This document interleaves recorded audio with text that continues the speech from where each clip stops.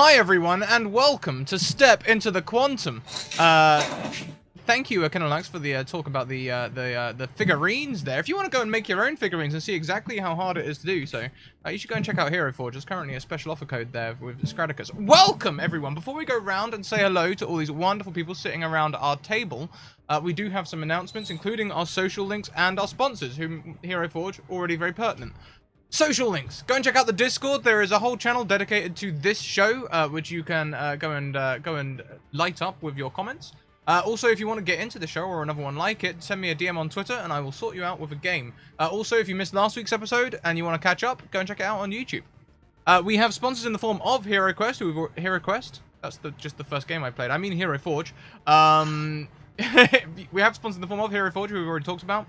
Also, Mage Hand Press, who created the Dark Matter system for 5e, which is now available for pre-order in hardback. I made them put it on hardback, on pre-order, so please go and buy it and validate me for that. Also, the Deck of Many. You've heard of the Deck of Many Things. You might have heard of their Humblewood campaign as well, now also available in hardback. They've got a Black Friday sale going on, so go and help yourself to all their goodies. If you spend over $100, you can use the code Scratticus for free delivery. Let's go around and say hello to everyone, starting with our wonderful Time Lord for this evening, Joshua Barbeau. There's the mute button. Hello! Hello, my name's Joshua Barbeau. I am the Time Lord for the evening, which is just a fancy way of saying Game Master. You can follow me on Twitter at Joshua Barbeau. I love to do TTRPG stuff. I'm in a couple of different streams. And I am a published author on the DM's Guild, so you can check out my stuff there if you search for my name, or just go to my Twitter where you'll see me post links. I'm also doing a Black Friday sale on one of my books. It's 50% off right now. So if you're running Waterdeep Dragon Heist in 5th edition, that book is going to help you out. So check it out. That's it for me. Fantastic. Well, we'll head next around the screen then to the hastily sitting down and possibly ready Alex, Madam Gandalf. I could be ready. I can do that. I could be the ready person who suddenly realized after they said the first sentence that they were muted on one thing, so they had. Yeah. Anyway, hi, I'm Madam Gandalf, and I play Ari, the person who has to deal with all of Scratticus. And sorry, I mean Elwood's shenanigans. Yeah, it's not Scratticus's shenanigans at all. It's not at all anything to do with Scratticus. And that's not reason why I am going to have less hair by the end of this campaign. No, not at all. Not at all. Hi. So she's basically the person who behind the guy that goes out there and does all the actual action stuff. She is the brains behind the brawn of this situation. Unfortunately, those brains do not come with social brains. So that's all up to Elwood. Paylor, praise us all. As we learned when you tried to convince the guy to stop a train by hacking his phone. That was I suddenly realized the huge mistake I made in not putting anything into any charisma based statistic. That was my huge mistake. I should not have gone for that. I thought, I'm just going to be at the desk. This isn't going to be relevant for me to need to be socially adept. I was wrong. It's okay. I was very wrong. It makes for a much more entertaining character, that's for sure. And I have to say, I love Jeannie's shirt already. I'm just seeing Jeannie's shirt and I'm just like, Thank you.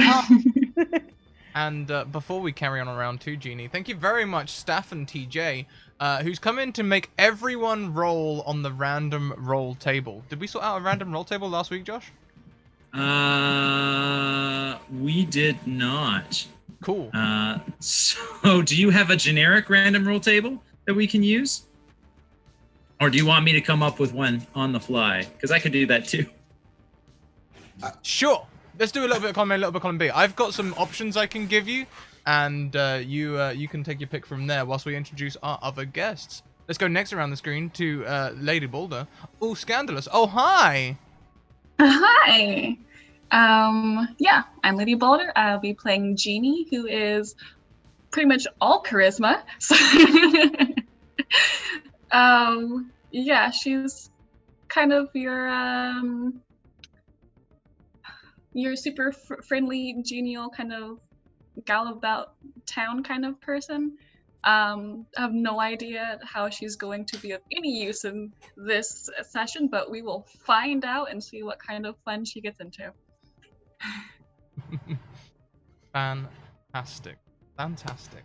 Last around the screen, we welcome Kurt Venetus. Oh, hi, Kurt. Hi. My name's Kurt Venetus. You can find me on Twitter at literally taking my first and my last name and smashing it together at Kurt Venetus. Tonight I will be playing Bjorn Fellhand de Nord. He's just a hired muscle for a mafioso family. He's not too bright, but he's pretty good at hurting people. I'm Scratticus. Love it. I'll be playing Elwood Franz, our time-traveling agent who has all of the good skills. He's good at everything. Absolutely everything. No minuses over here, nope. Nope. Not one. Not one. Josh, let's hand over to you. I just sent you a whole link. Yeah. Full of I'm just D100 looking at lists, this fun list right now. That's exciting. So everyone gets to roll on a list. Was that what I heard correctly? Yes, indeed. I'll put it in the Zoom chat for everyone. That's how you can roll the D100 without the dice roller. If you have a D100 to hand, you could just roll that and tell us what you get. I'm kind of curious now.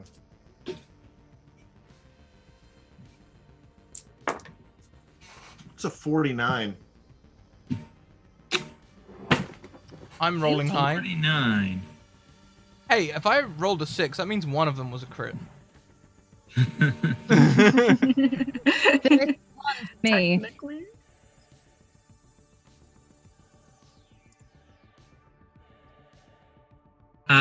So okay, we got you got a 49.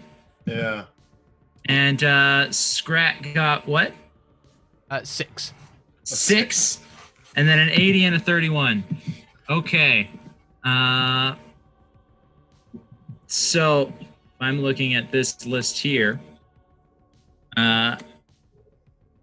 Bjorn, you got, probably appropriately, tavern drinks. Yeah.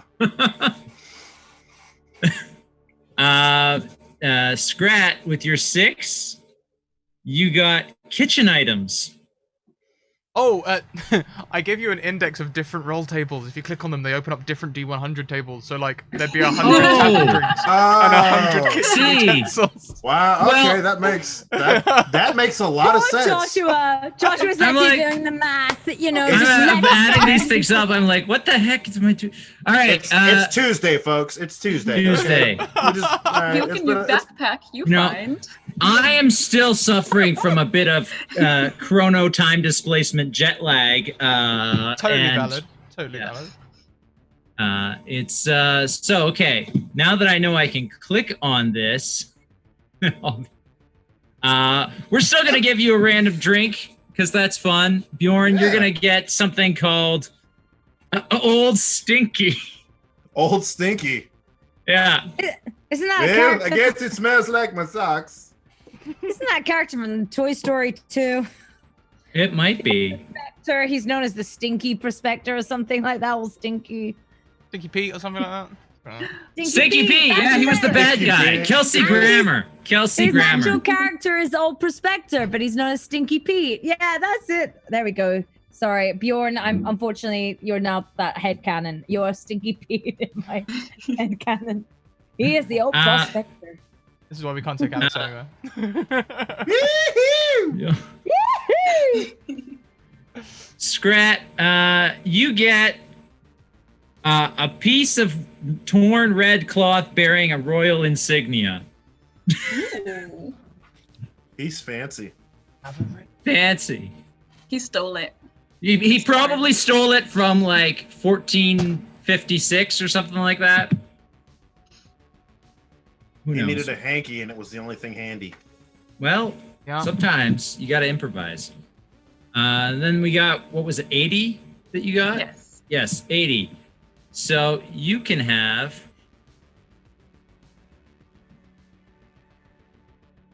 a small rabbit fur pouch filled with ceremonial herbs and incense. Huh. Okay. I can make that work, maybe. And, it'll be magic incense or special incense.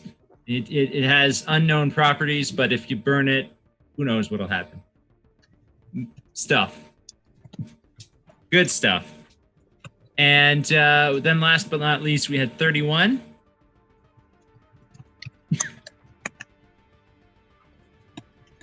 31 That was is... me. Sorry, that was me. No, that's okay. 31 is an empty jug.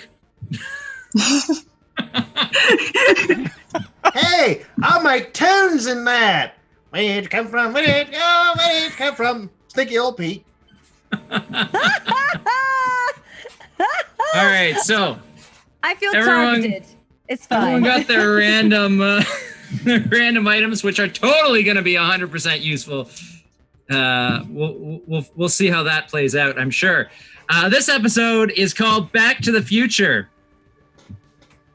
That's not on the nose at all. And we're going to pick up someplace, somewhere, in a small, dark room with 4 individuals. 3 of them are Except for standing my up. Friday night.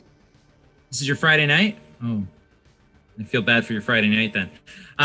One of the individuals is sitting down at the center of the room. He's tied up and has a bag over his head. Now it sounds like Friday night. The other 3 are standing around him debating what to do. One of them says, "What do you think? What are we going to do, Al?" And the short one named Al says, "I don't know. Where did he say he was from again?" And then the tall one laughs and says, "The future. What do you think? Should we just throw him out in the gutter?" And the short one scratches his chin. He says, "No. I think Torio's going to want to know about this." And he leaves the room. And then one of the people goes and takes the bag off of the unconscious, tied up man's head. And it is none other than somebody you've never seen before. Definitely Dun, dun, not dun. Elwood Franz. But speaking of Agent Elwood Franz, he is running from explosions like any secret agent is supposed to do with someone Not else. looking at them. Not looking at them. With someone else over his shoulder. And he's wearing let's see. He and the person who's unconscious on his shoulder are both wearing uniforms from like the American Civil War. And this might be 1846. So Scrat, you're gonna need to make me a violence and athletics check Oh, to damn. run away from explosions with an unconscious guy on your shoulder. That First is roll. a node 7 or positive. Go for it. Do we have paradox dice? No. 2 successes. Awesome. You successfully evade the shrapnel of the explosions, and you run across the swampland, down a hill, and into the forest. Once you're behind the tree lines, you put the body down. You're safe for now. You're safe for now. This has been the culmination of a very long and arduous mission to save this one guy from getting killed by an explosion because he was important for history for some reason. And you've accomplished your mission and you're ready to go home. Ari, I really hope that this guy's important. This is a lot of hassle. Yeah, trust me, the direction in which you're facing the body carrying right now, it's a lot of asshole.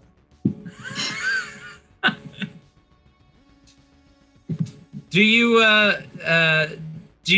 just leave this unconscious guy that after you spent so much effort trying to rescue him? Do you just leave him there, or do you wake him up? Do you make sure he's okay? What do I'm you do gonna anything? Or do you just...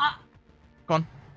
I feel like if Elwood is going to try to leave this body here, at the very least, Ari will be picking that body back up and putting it somewhere and treating it like an actual human being, if not an actual human android, on her table. You know, just she's not gonna let it just sit there as if it's a glob of dirt on her floor. No. What if the inspector comes in? What if Mackenzie arrives? You know, she has to be on top of it. Yeah, he's not on your floor. He didn't bring this guy to the future. But he's in 1846. Well, nonetheless, you can't just leave a body on the fucking floor. You just can't leave it on the fucking floor. All right. I wasn't gonna leave him. I'm just saying this is a lot of effort for one guy. I mean, how important can he be? All right, where do I need to go next? I'll take him. Just at least put him on some sort of memorial appropriate sort of like nursing bed or something. You know what? Here. If you're leaving one a nursing bed, he'll find his future wife. They'll end up having lovely, lovely children who will be absolutely beneficial to the future. So if you just leave him on that bed there. One of those people might be Stefan TJ in the future who gives 10 subs to the Scratticus Academy. Worth saving. There we go. Well, if you want it to be Stefan TJ, put them on the bed 3B. Bed 3B. All right. Bed 3B. I got it. I'm gonna take them into a hospital room and put them on the bed or hospital tent. All right.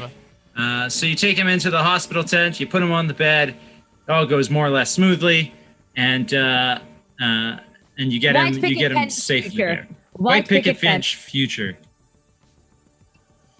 They've got the dog. They've got the cat. They've got the twins.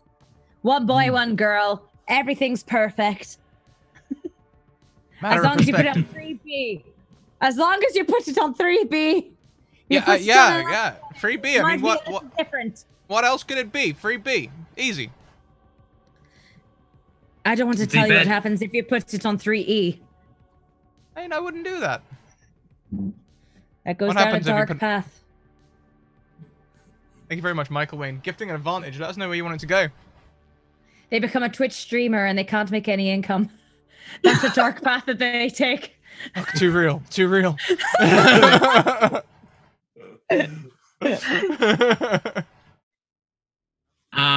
So you've rescued this individual. As you drop him off on the bed, he's starting to come to, and he looks up at you and he's like, "What name did you give these people when you showed up? What fake name did you just use your name?"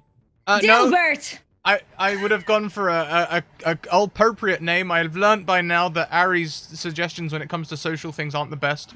Dilbert. So I would have gone for Benjamin Jonathan. Benjamin Jonathan. He said, Corporal Jonathan? Is that you? What happened? I saved your ass. Oh. Thanks. I owe you one. Damn right you do. Remember that. Tell your kids. I will. I'm gonna name my first son after you. Poor kid. You know, one day Elwood will manage to get one of these kids named Elbert. Why do you want that? I don't understand. You know when you're just told that a name belongs to you? Elbert is one of those. You just changed it. It was Dilbert a second ago. Dilbert, Elbert, it's the same difference.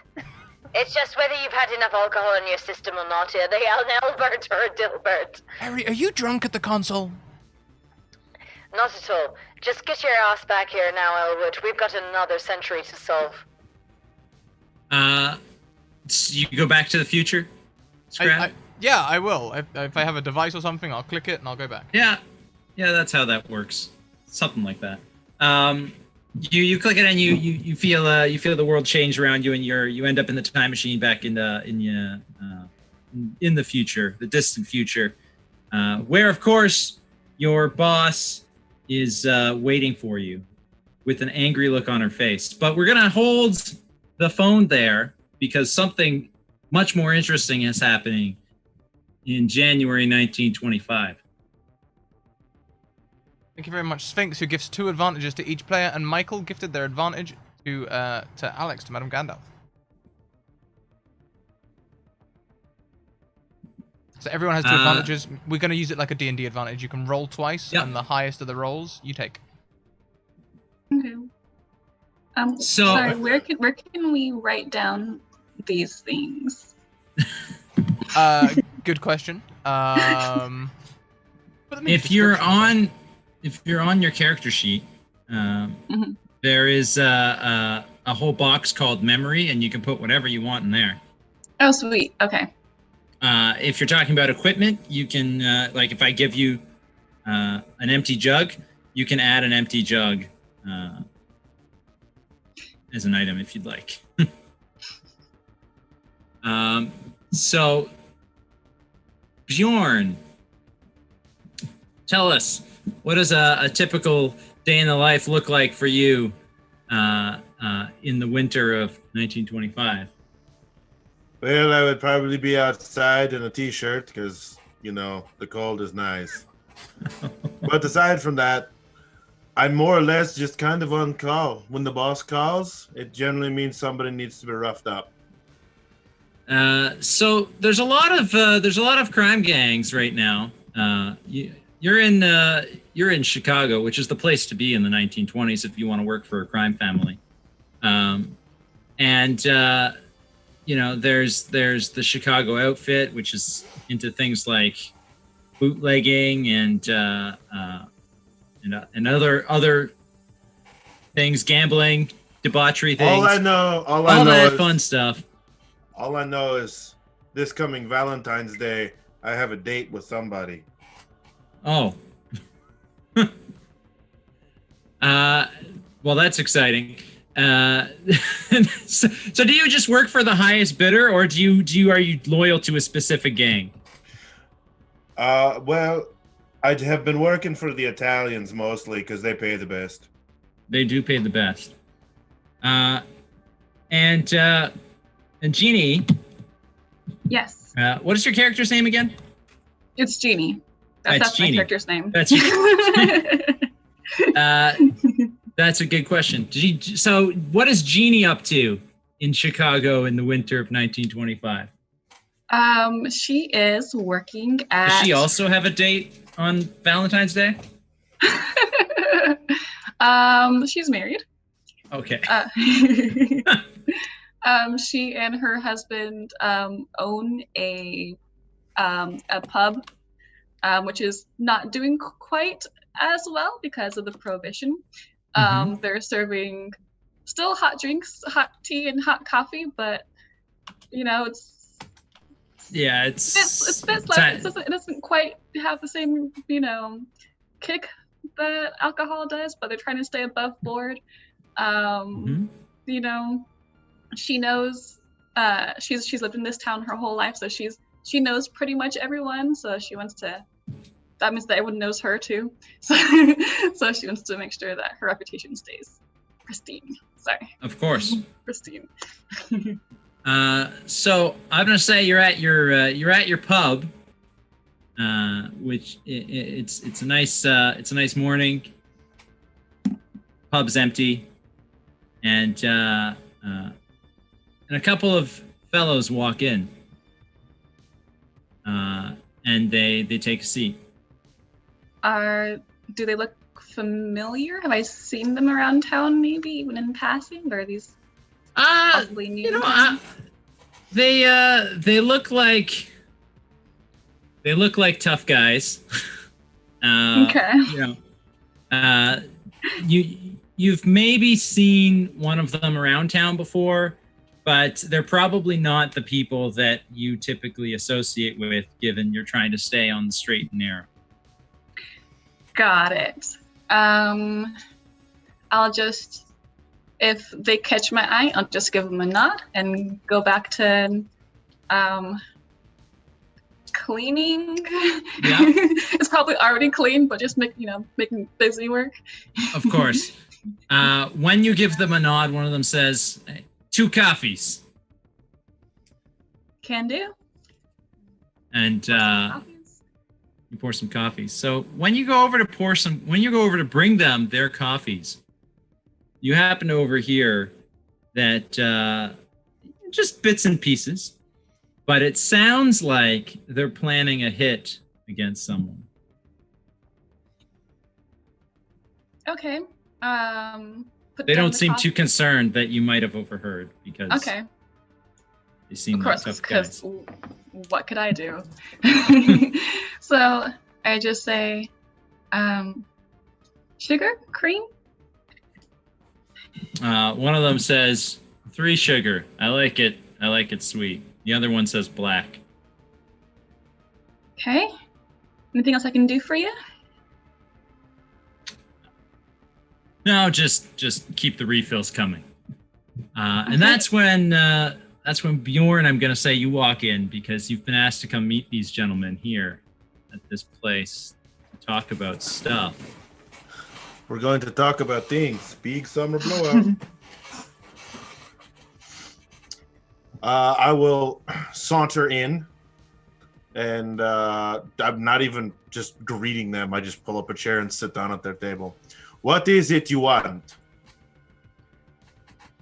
Well, you see, we heard from a reliable source that someone's gonna put up the hit on Torio next week.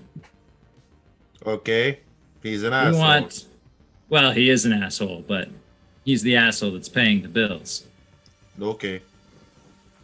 So we want to put a hit on the guys who are going to put a hit on him first.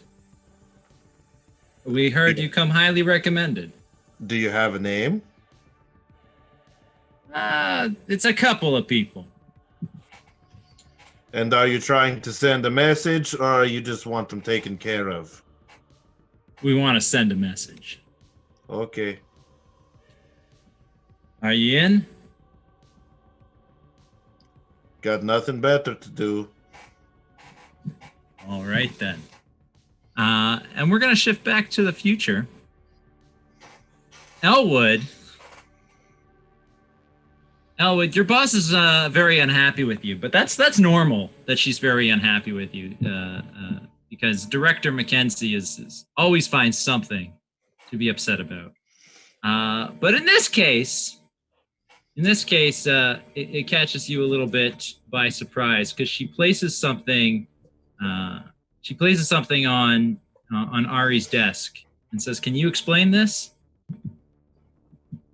And I'll put a link in the chat so that everyone can see what she's talking about. You're sweet terrified.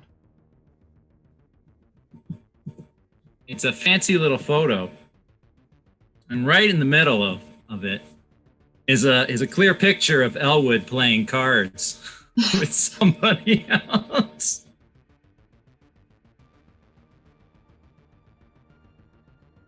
I mean, what's the issue? You're in a picture. You're not supposed to appear in pictures. What are you talking What did about? I tell you? That's not meant to be Historical the history of you, and I photobombing. showed that with you with my most extreme panic eyes. There's not meant to be that kind of picture of you out there on history. You're meant to be invisible. I know that we often give you a lot of praise, a lot of theatrical improvement, but at the end of the day, Elwood, you're not meant to be part of history. You're meant to be part of our future. Don't worry about it. I was there. I was part of those guys' lives for a few days. There's a little bit of evidence. No one knows what happened. I found a hollow grave. What's it matter? The mattering point is, Elwood, you stand out. You need to feckin' blend in better. Okay? Can you try and at least dress like the period and don't just decide that in every time period you're in that you're fecking FBI or you're fecking something to do with like, I'm extreme law enforcement. It won't work every time. It won't work every time. Has it not worked yet? You Director literally just Mackenzie. came home with a body on your shoulder. I would say that that's a pretty damn good sign that it didn't fecking work that well. I made it work. Director Mackenzie says, "All right, Ari, you've put yourself on the promotion list. I get it. You're keeping tabs on Elwood. Just make sure you keep a little closer tabs on him next time." You know. Fucking hell. And as you guys are arguing about this, Elwood always, defending himself and always making a fool of himself. But as you guys are arguing about this, Ari, your computer screen in front of you starts blaring warning signs all over the place. Seems there's a big blip in 1925 where things are deviating off course. It seems like there is a conflicting reports that someone named Johnny Torino in 1925, a rival gang was supposed to try to assassinate him. They fail, but because he sustained very terrible injuries, he ends up leaving the mob out of fearing for his life and giving over the mob to an up-and-coming mob boss named Al Capone. But the blip on your screens is saying that something happened. He wasn't almost murdered in 1925, and so he remained the leader of the mob for 20 years thereafter, and it completely changed American history. There is an interview on record about a guy who claims to have come from the future that warned Torrio about the attack and changed the events. I relay all of this to Elwood and hope, for the goodnesses of hope, that he is fully paying attention. But looking from how Scrat is looking around his screen, I don't bode well on that hope. Yeah, I think I left my cards back there, you know? All right, then we're sending you in. On the count of 3, are you ready? Are you okay, Beamer? I'm okay, Beamer. Beamer upper. 3, 2, 1. You say that in English? And the words you say that in English get stretched across time as you flip to January 1925 and appear in a bathroom stall. There are, of course, plenty of protocols in place to prevent you from appearing in a public place where lots of people can see you. So they find a nice bathroom stall or something similar, phone booth, whatever, and you appear inside that. So you're in a bathroom stall. That's how they came up with the idea for Superman. One of them saw me come out, never saw me go in. Yeah, exactly. Speaking of which, you come out of the bathroom stall, and you're in a pub, and there's a woman at the bar. The pub is otherwise empty, but she looks at you because she did not see you come into the bar. And Jeannie, that's you. Hey, Sugar. I must have missed you come in. I'm sorry, I was clean busting. Sorry? I really needed to use the lavatory. Right. Okay. Yes. And can I get you anything? Sure thing. How about a soda? That'd be great.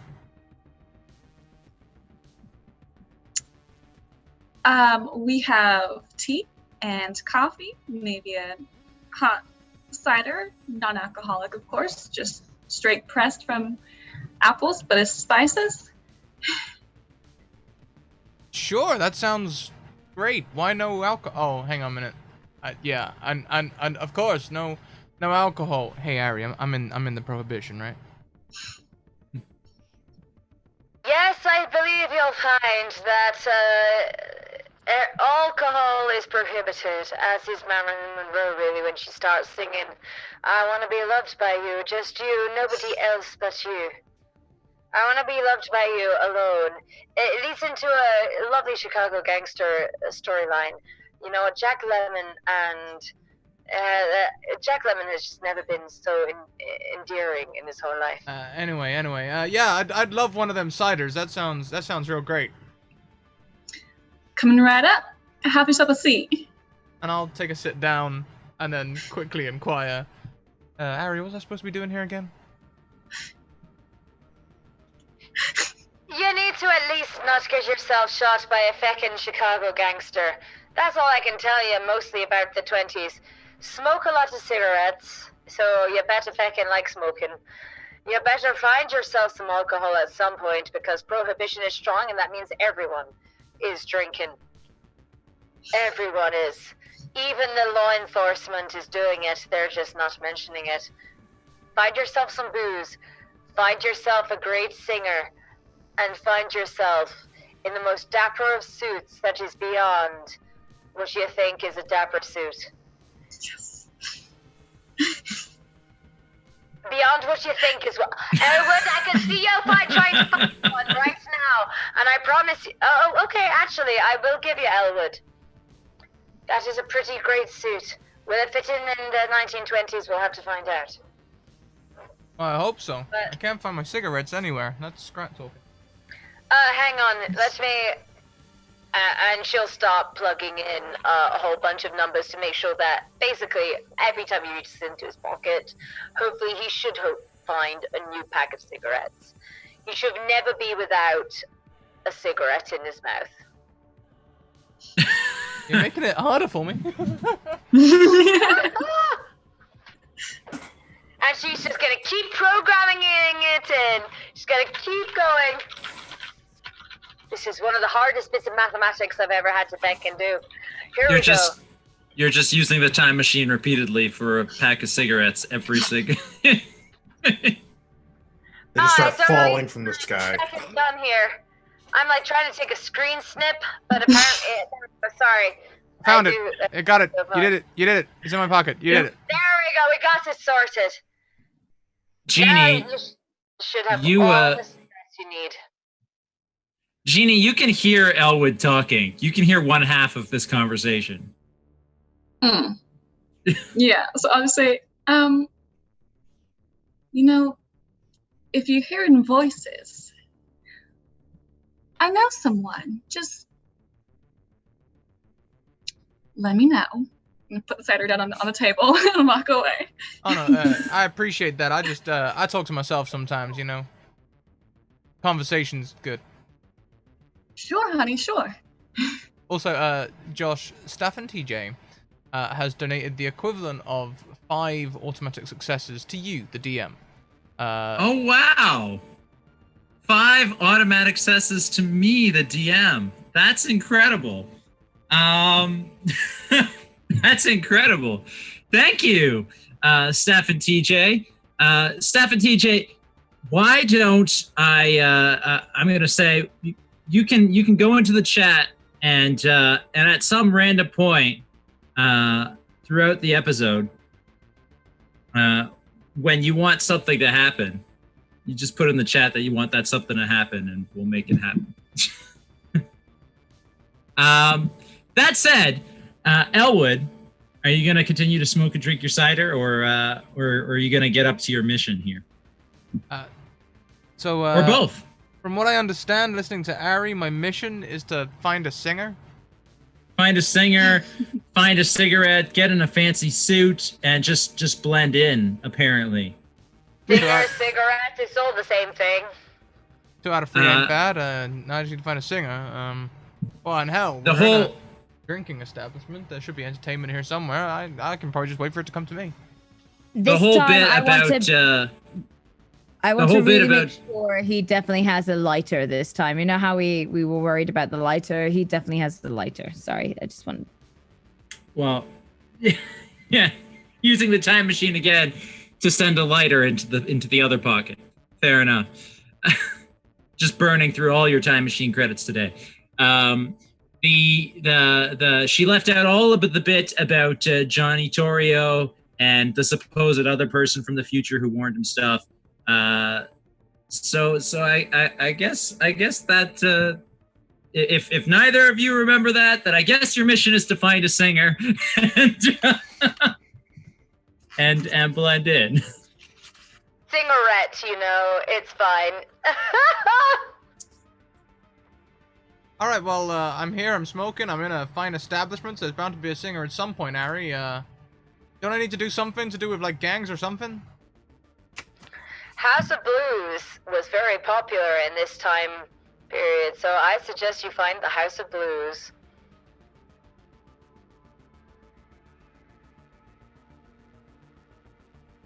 Wait, you serious?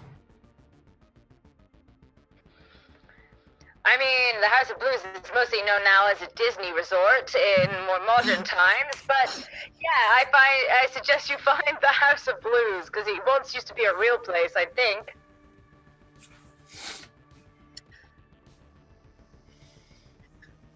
All right, I'll go and find a House of Blues.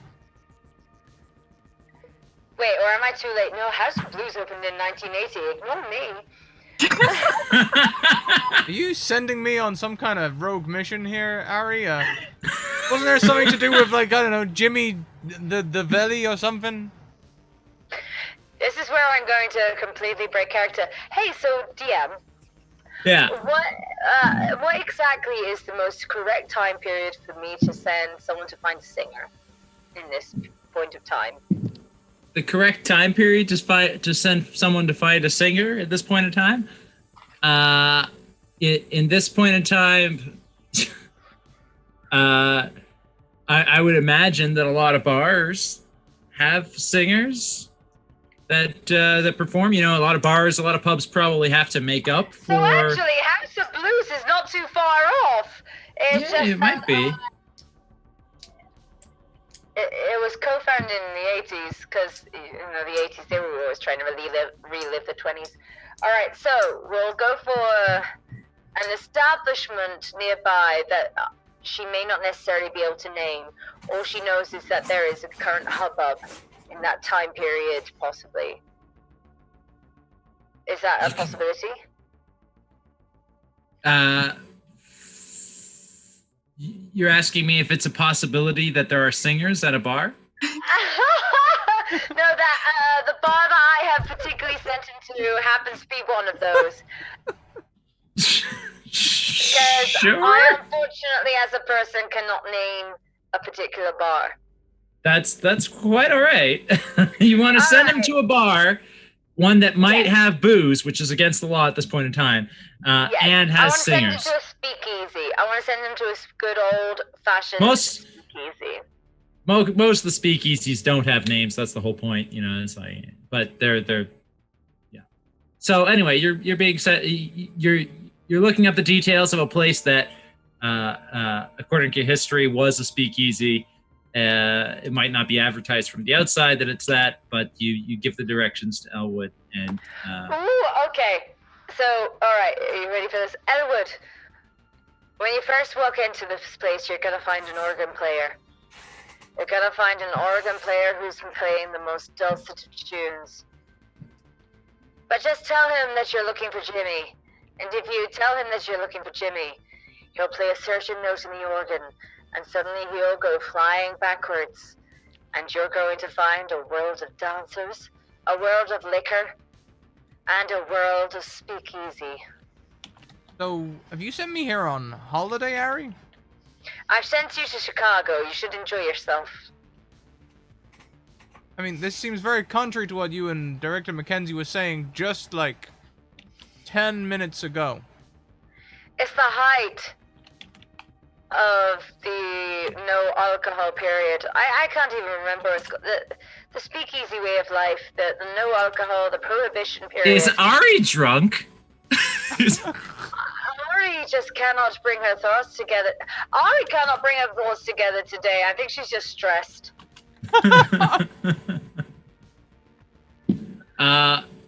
That's fair.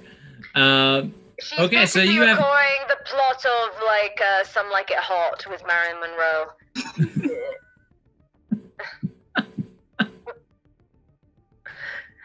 And that was Chicago, 1920s, gangster. You know, do what you gotta do. The guy plays the organ, you get in. That's the theme. Go for it. Go, Elwood, go, because Ari's picking it up here. Thank you very much to Grant Ellis, who gifts a sub. Who subs again, 10 months. Thank you so much. Welcome in, friend. Good to see you. All right, so you just send me to this random drinking place, so that I can go to another random drinking place. Should all be one drinking place. You should be going to a funeral home and basically finding a drinking place within. Well, Dead bodies ferment well. That's exactly what I was thinking. I was thinking nothing else nefarious. Only that. Just that point exactly. well, all right. So none of these things actually describe Jeannie's pub, by the way. No, Jeannie's pub is very up on the level, and it's not a funeral home or a speakeasy, but it is a place of interest. I mean, to be fair, we could turn it into a funeral home real quick. Yeah, I think before I get up and follow Ari's instructions, I'm just gonna take in my surroundings and maybe go quiet for a hot minute. Sure. So you go quiet for a hot minute. You're hanging out there, just minding your own business, drinking a hot cider. That's what you gave him, right? A cider. You're drinking a cider and smoking your cigarette. And as you're just listening to the instructions from the person in your ear, two tough-looking guys walk in and take a seat at a table far from you. And they look at Jeannie and they say, 2 coffees.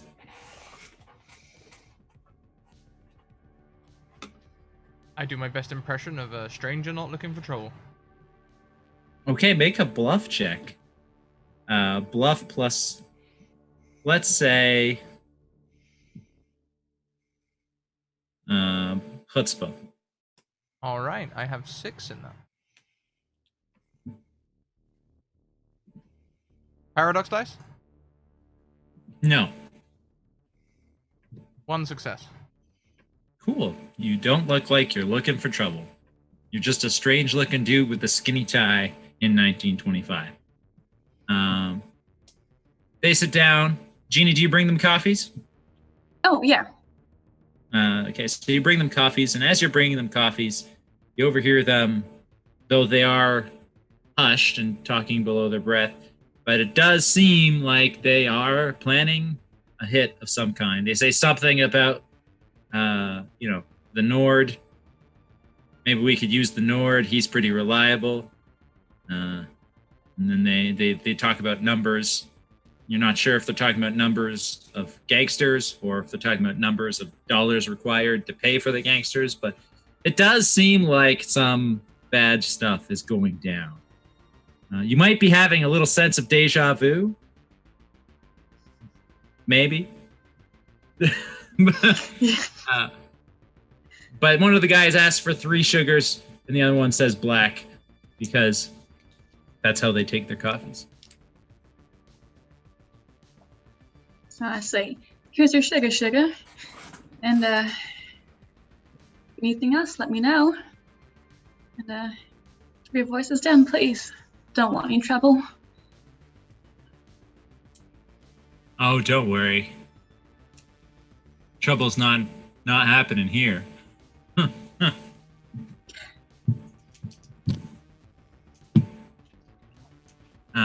shortly after, another fellow walks in, Bjorn, and sits down and basically rehashes the same conversation they just had because it's the same conversation.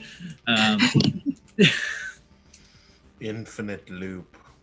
Infinite loop. Well, Elwood wasn't here a second ago, but that this time travel works like that, okay?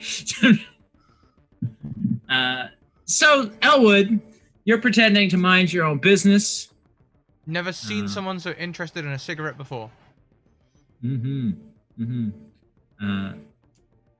Jeannie, what are you up to? I'm actually keeping an eye on Elwood because he's been mumbling to himself. He has been mumbling to himself sometimes about weird things. Yeah, and I'm wondering if he's going to catch the attention of the now 3 dubious-looking gentlemen who are at another table, and I'm just trying to keep an eye out for hints for anything that of could be some trouble. Any kind of trouble. That's a good point. And in fact, just as Bjorn asked the question, are we trying to off someone, or are we just trying to send a message?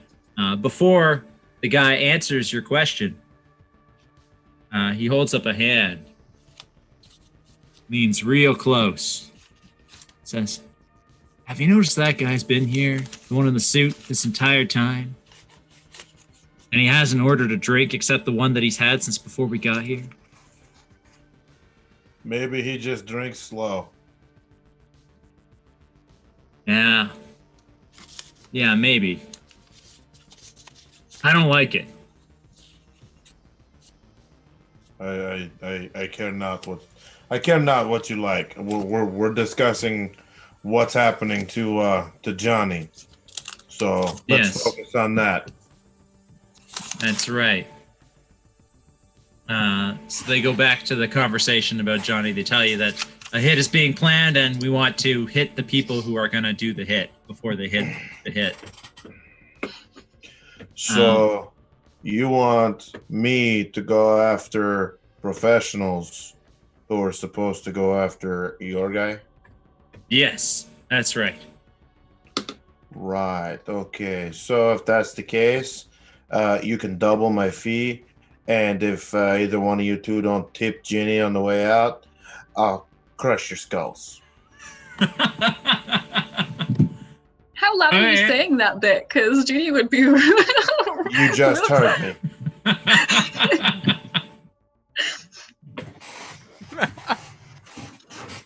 He's not whispering, so I reach into my pocket. Bjorn's biggest concern is, what are you gonna do? Send me back to Norway? I fought the Nazis. What else we got? As Bjorn says this, Elwood just reaches into his pocket and immediately puts a coin on the counter. You still have leftover money from that time you spent in 1970 something? I forget. The first episode. You got a lot of money. Make sure it's something that suits the time period. I'm really good at era conformity, so hopefully I'll you look through your various coins and you find one that was old enough, and you put that one on the table.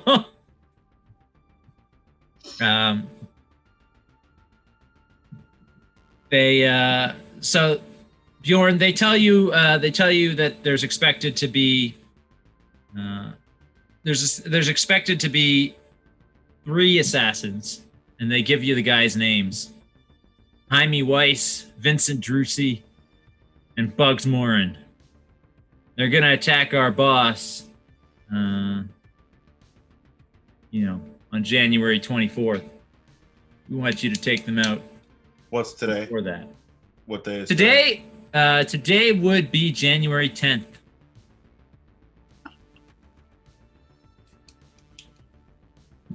All right.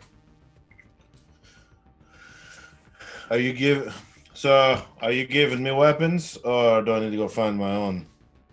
You can have whatever you need. We got guns. We got people if you need people. Smart man. I'll just pull out, like, just out of nowhere, out of my pocket, just pull a list, like knives, guns, shotguns, bullets, whatever, you know. It's like the whole 9 yards. They say, yeah, we can make this happen. You know the place where we keep all our guns. Should I? Well, I don't know. I could just take yours that you got right now. You could. You could. This guy's okay, he comes recommended. Yeah, well, it's just, and then they slide. The guy writes something on a piece of paper. Okay. And he slides it across the table, and I I might shove it in my pocket, stand up. I'll get it handled. I'll walk over. Oh, actually, give me your money. But just give him the money, dude. You don't give me your money. I'll I'll take their money, walk over to the bar, set it in front of Ginny. You didn't see nothing, okay? It keeps you safe. And I'll walk out of the bar. Okay. Yeah, she just quickly grabs all the bills and the coins and puts them in the till and was like, "Yep, didn't see anything. Good day, gentlemen."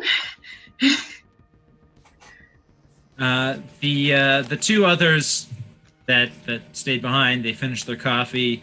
It seems like they're one guy's like, well, that went well, and the other guy's like, you took all our money, dude. They didn't say dude in 1925, but you know what I mean. One guy's not too happy. The other one's like, well, at least you didn't crush our skulls. They finish up their coffees, and then they get up to leave. Yeah, I completely ignore them because I didn't see anything. They were never here. Mm-hmm. You have a fat wad of bills on the table. I'll now that things have quietened down, I'll mutter to Ari again. Hey, what can you tell me about the guy known as the Nord in this time? You want to know about a guy called the Nord? In that time. Yeah, he just walked out the bar. Well, I guess I can give you a couple of options. There are a few Nords that are popping up at this time. We've either got a French magistrate and politician, or we've got a French drama film directed by Marcel Carnet. Or, we can also give you Gare du Nord, which is a part of France that you just do not want to live in. But you know what I'm going to do? I'm going to turn to my dungeon master and say, what could I possibly know in this time? The Nord is obviously a nickname. And Bjorn is very, very good at what he does, to the point where he doesn't normally leave a lot behind for people to talk about. And those that do, might not want to talk because they're worried he might come back. That said, you do find a very, very small piece of information that says that, that the Nord was known for beating people to death, and that he some people talk about him like he's the boogeyman. He may have been a World War I vet. He's either a 2018 vape lord, or I think he might be Eric the Nord. Eric Nailed it Big for a Daddy shot. Nordy. Yeah. Edgelord. Totally, the 2018 vape lord, edgelord. That's clearly who we're going after in the 19. I'm going to go with his name might be Eric. Elwood. Look for an Eric. For an Eric. An Eric Nord. Eric Big Daddy Nord. He was a Beat Generation era nightclub owner, a poet, an actor.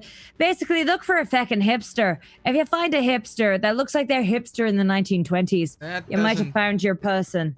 That doesn't sound like it, Ari. Maybe I'll just follow the guy. Look, everyone's left. I'll ask the waitress for some information. Honestly, Wikipedia is telling me that they were.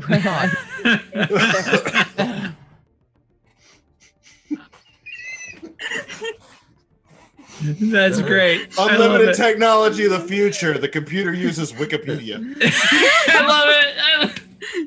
Wikipedia is telling me they're a hipster, so look for a feckin' hipster. Jeannie, I'm gonna say you've probably seen Bjorn in here before. You might like to come here on the regular. You would know him as Bjorn. You don't know that he also is the mobster known as the Nord, maybe. But maybe you I've just put 2 and 2 together by now. But you've probably put 2 and 2 together. You know, the Nord is this boogeyman type figure who beats people to death, and Bjorn is this kind fellow who leaves you big tips. Who may be the same person. So if All right. He's good in my books. Say, Jeannie, wasn't it? Yes, sir. What's your name? People call me Elwood. Nice to meet you. Nice to meet you. Interesting name. Thank you. My mother had a vivid imagination. Look, I'm here looking for work, and those 3 guys, they look like they were in the sort of work that I want to be getting into. Maybe. Oh, okay. You don't look like... Sure, what can I do for you? What do you know about that big guy? Bjorn? He's a great guy. Comes in here all the time. Big tipper, takes care of me. Don't know too much about him. He's just one of those faces you see often and doesn't like to cause too much trouble. Sounds like an ideal customer. Yeah, I've never seen him with those types of people before. I hope he's not in over his head, owing some money to somebody and having to, pay it off doing some dastardly deed. But there's money owed. All right. I don't know how to I don't know if I'm the connection that you're looking for to get into that kind of work. Oh yeah, no. I've just got a feeling you're going to be important over the next short time period. I don't know why.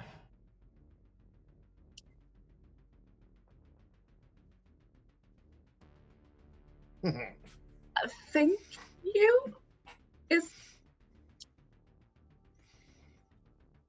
Is there anything else I can do for you? No, I best get going. I don't think that I've gone too far by now. And I'd like to head out and, did Bjorn put that crumpled up bit of paper in his pocket, or did he drop it on the floor? He put it in his pocket. I will head outside and look left and right for signs of Bjorn or the 2 people. Oh, I'll be just outside the door, leaning against the wall, waiting for him. And I'm actually going to, as soon as Elwood exits the door, I'm going to follow slowly behind, look out the window. Okay. Elwood, you're wearing a suit, but it's also the middle of winter in Chicago. So it might be a bit cold. Bjorn's wearing a t-shirt, I think I heard, but he doesn't seem bothered by it. Hey there. You're not from here. You got that right. Mm-hmm. I just like my basketball palming sized freaking hands on his shoulder. Let's get you someplace warm. I would like that. Don't you feel the cold? It is freezing out here.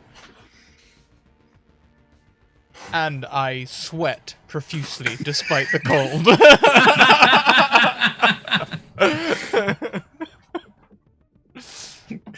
I will literally take this stranger, who I have no idea who he is. I will take him back to to where I live. When you walk in though, you do walk on a tarp. Just a precaution. Just a precaution. Nothing to worry about. Jeannie, you notice that Bjorn was waiting for Elwood, and he puts his big hand on Elwood's shoulder and leads Elwood away. There's a look on Elwood's face. But then they eventually keep going. I'm assuming you stay at your bar, or do you close your bar and follow? Are you curious what's going on, or do you? I'm extremely curious. This is very out of character for what I've experienced for Bjorn, and then also this Elwood guy seems very, very mysterious, and he talks to himself and slow at the bar, so she'll close up early and grab her coat and try to stay like a half a block behind. Okay. So you because it's more fun for me, I'm gonna spend one of my auto successes just to say you succeed. I'm gonna gift it to you. You succeed at your stealth. They don't notice you. You've never been a sleuth before, but hey, today it's all working out for you. Bjorn and Elwood, you walk into the tarp-covered room of your flat. It's a nice apartment. It's in a high rise. Money is there, but there is a tarp by the front door that you walk across. I just look at him. Mind the shoes. I kick my shoes. I take my shoes off as I enter the door, and I'm walking in socks. Mind your shoes. I totally hell. You don't walk into a guy's house who has a tarp by the door and tell you to mind your shoes. You don't not take your shoes off. So I'm taking my shoes off and I'll follow. Fair enough. Please sit. Thank you.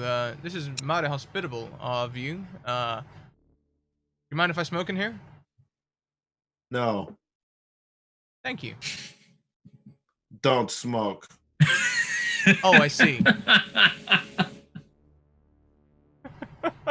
Why are you here? Well,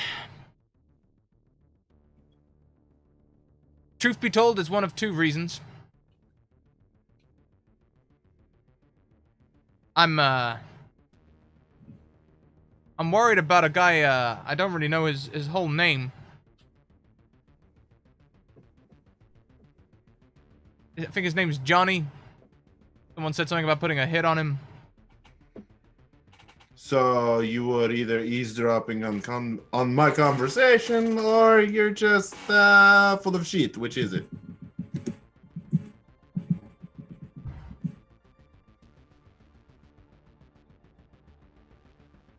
Johnny Tario, right? Someone's putting a hit on Johnny Tario. Mm-hmm. Your name, by chance, wouldn't happen to be Bugs, would it? No, why? Good. Elwood. Elwood's my name. Elwood, like the Blues Brothers. Yeah, Elwood friends. Oh, okay. That checks out. Why are you really here? I think I'm desperately hoping for Ari to whisper in my ear why I'm here, because I remember something about Johnny Torrio, but Scrat also wasn't listening to the debrief. The debrief was that Johnny Torrio is supposed to be someone is supposed to attempt to attempt to murder Johnny Torrio this month. He survives. He survives, but he's fearful for his life, so he walks out on crime and leaves his crime business to Al Capone. But something on Ari's screen says that someone from the future showed up and warned Torrio so that he didn't get almost killed. All right. Well, I mean, if Elwood has heard all this and someone else is coming from the future, then it can't hurt too much. And be like, look, if I tell you, you're not gonna believe me. All right? I'll tell you truthful. You won't believe me. Try me. I've been sent from the future to stop Johnny Torrio's assassination, to stop being prevented from happening. I want it to go ahead. Oh, so then we're friends. You're not a fan of Johnny Torrio? Because I'm going to kill him. That's fantastic, isn't it? I just thought from overhearing your conversation, I beg your pardon, you weren't quiet, that you might be going the other way with that. Well, everybody's got to die sometime.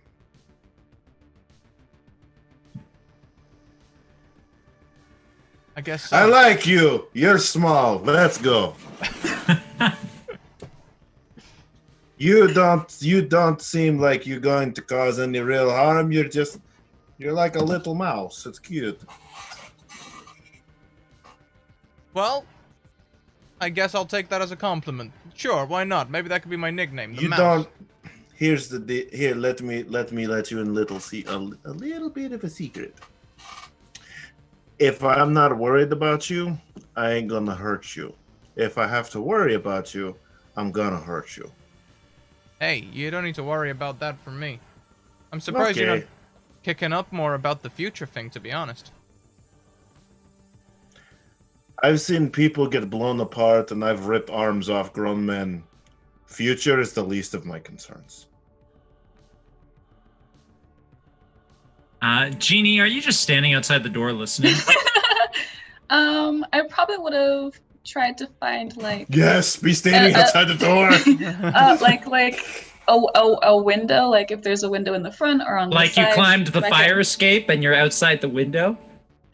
Are they? It didn't seem like. Are y'all on like the second, third Yeah. floor? So oh snap. Sure, why not? Do I see this at all? Do I just see like? Wait a minute. She's like peeking in like the corner of the window, just like.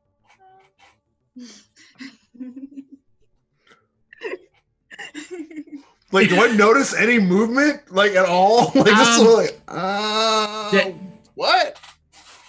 Well, let's say, Jeannie, you did have a nat 20 on your an auto success on your stealth, so you were flawlessly stealthful. However, the minute Elwood says he's from the future, that probably throws you off enough that you slip up and bang against the window. Fair, I'll take that. And she goes, ah. Do I just naturally hear this, or do I make a roll? Oh, it's very obvious. Like someone slammed into the window. Like, I kind of want to like move over to the window because I don't know who it is, and just like whip the window open real quick, grab him, and throw him inside. Okay. Well, do I need to make a roll for that? Or are you just gonna let it happen? No, I'm just gonna let it happen. You can also have one of my nat 20s. Yeah. So yeah, I'll just move over, pull the window open real quick, just grab like a chunk of shirt or whatever, and just whip him in, and close the door and be like, "Oh, what are you doing here?"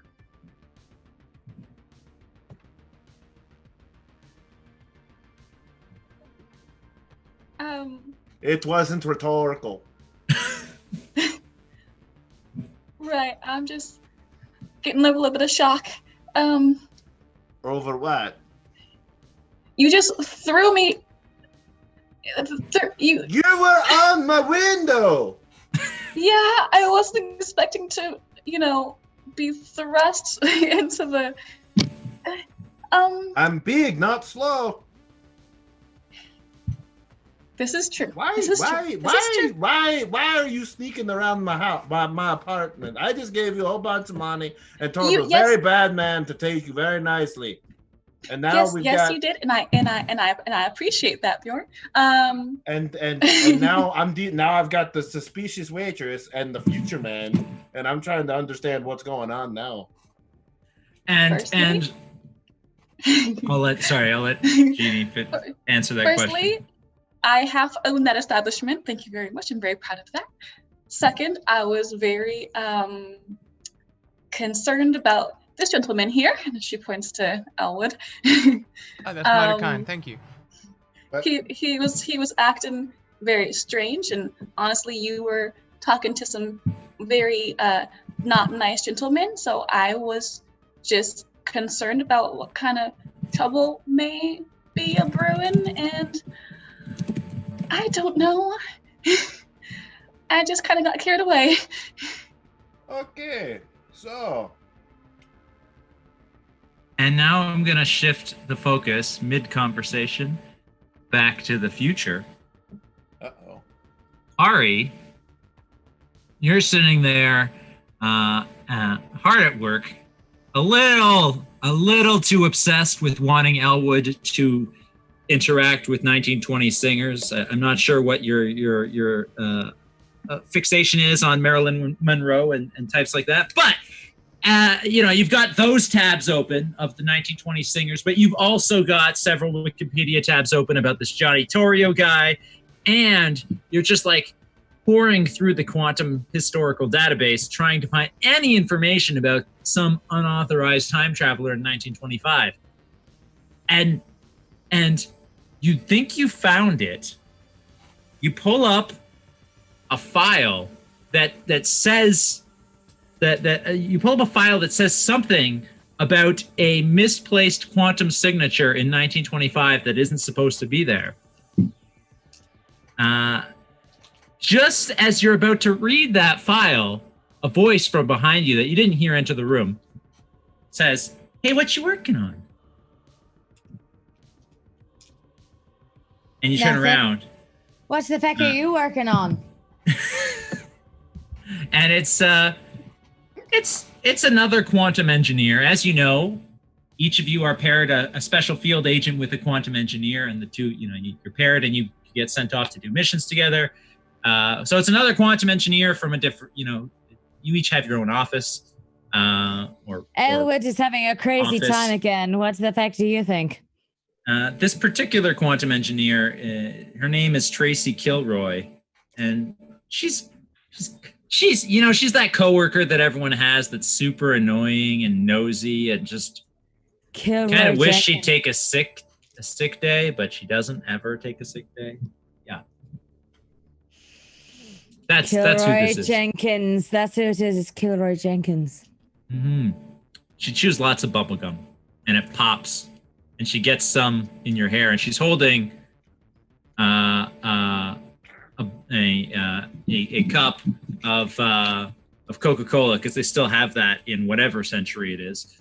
She's holding a cup of Coca-Cola with ice in it, and her bubblegum pops, and she gets some in your hair, and she says, "Oh, I'm so sorry," and she goes to clean it out, but she drops her cup of Coke all over your keyboard, and your 5 screens, including the one with the file that says, "Hey, there's a quantum signature in 1925 that's not supposed to be there," all go black, and there's a big puff of smoke from your machine. You're gonna have to fucking pay for that. You realize this? And almost as if on cue, that's when the Tommy guns start firing from outside Bjorn's apartment, literally blowing away like half of the wall. And we're going to take a 5-minute break because... Oh my gosh. All right then. How about that? Well, There it is, break time. Damn. Okay, everyone, do as we do. Go and grab a break. Grab yourself something to drink. Have a bio. Stretch your legs a little bit, and we'll be back here in 5 minutes to conclude.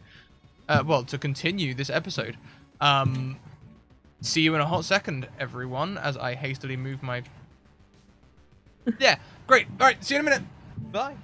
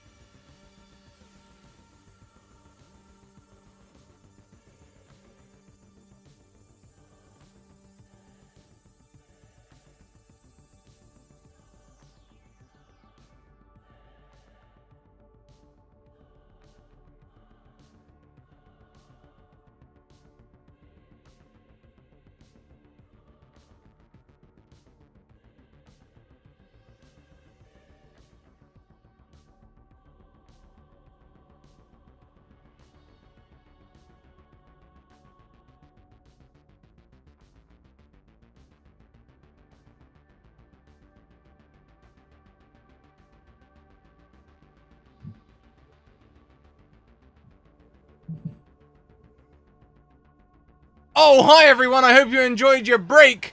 We are back. And who let Jangia Fantasy go and raid the tomb alone? You horrible, terrible people. Josh, back over to you. boy. Tommy guns, I hear.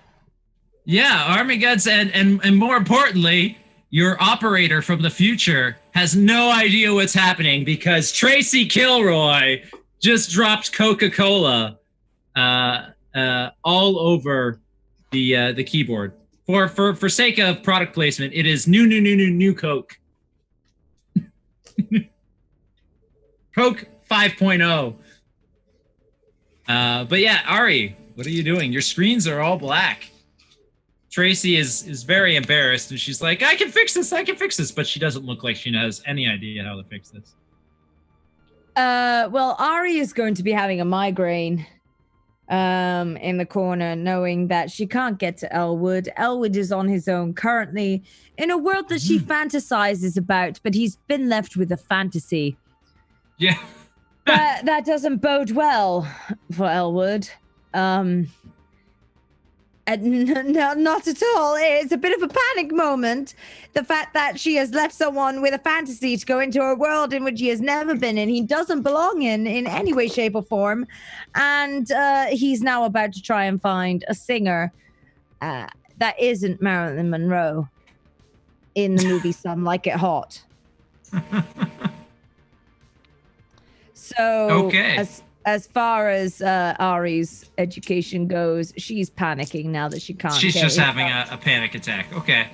Yeah, all right. The paper bag is going in and out. It does no help, but you know what? Still in the world 30-30, she is still doing the old school 1990 technique of the paper bag in and out. And meanwhile, Tracy is right there, and she's trying to fix your machines for you, and she might just be making it worse. And it's just a whole thing. I'm sure it's the worst thing that's happening today. But meanwhile, in 1925, there are some worse things that are happening. Like the Orn's apartment getting shot up. I need each of you to make a roll. It's going to be a violence plus athletics to duck and cover, get behind something that looks like it could take a bullet. Shove over a table, sit behind it, run into the bathroom, and jump out the window. The bullets for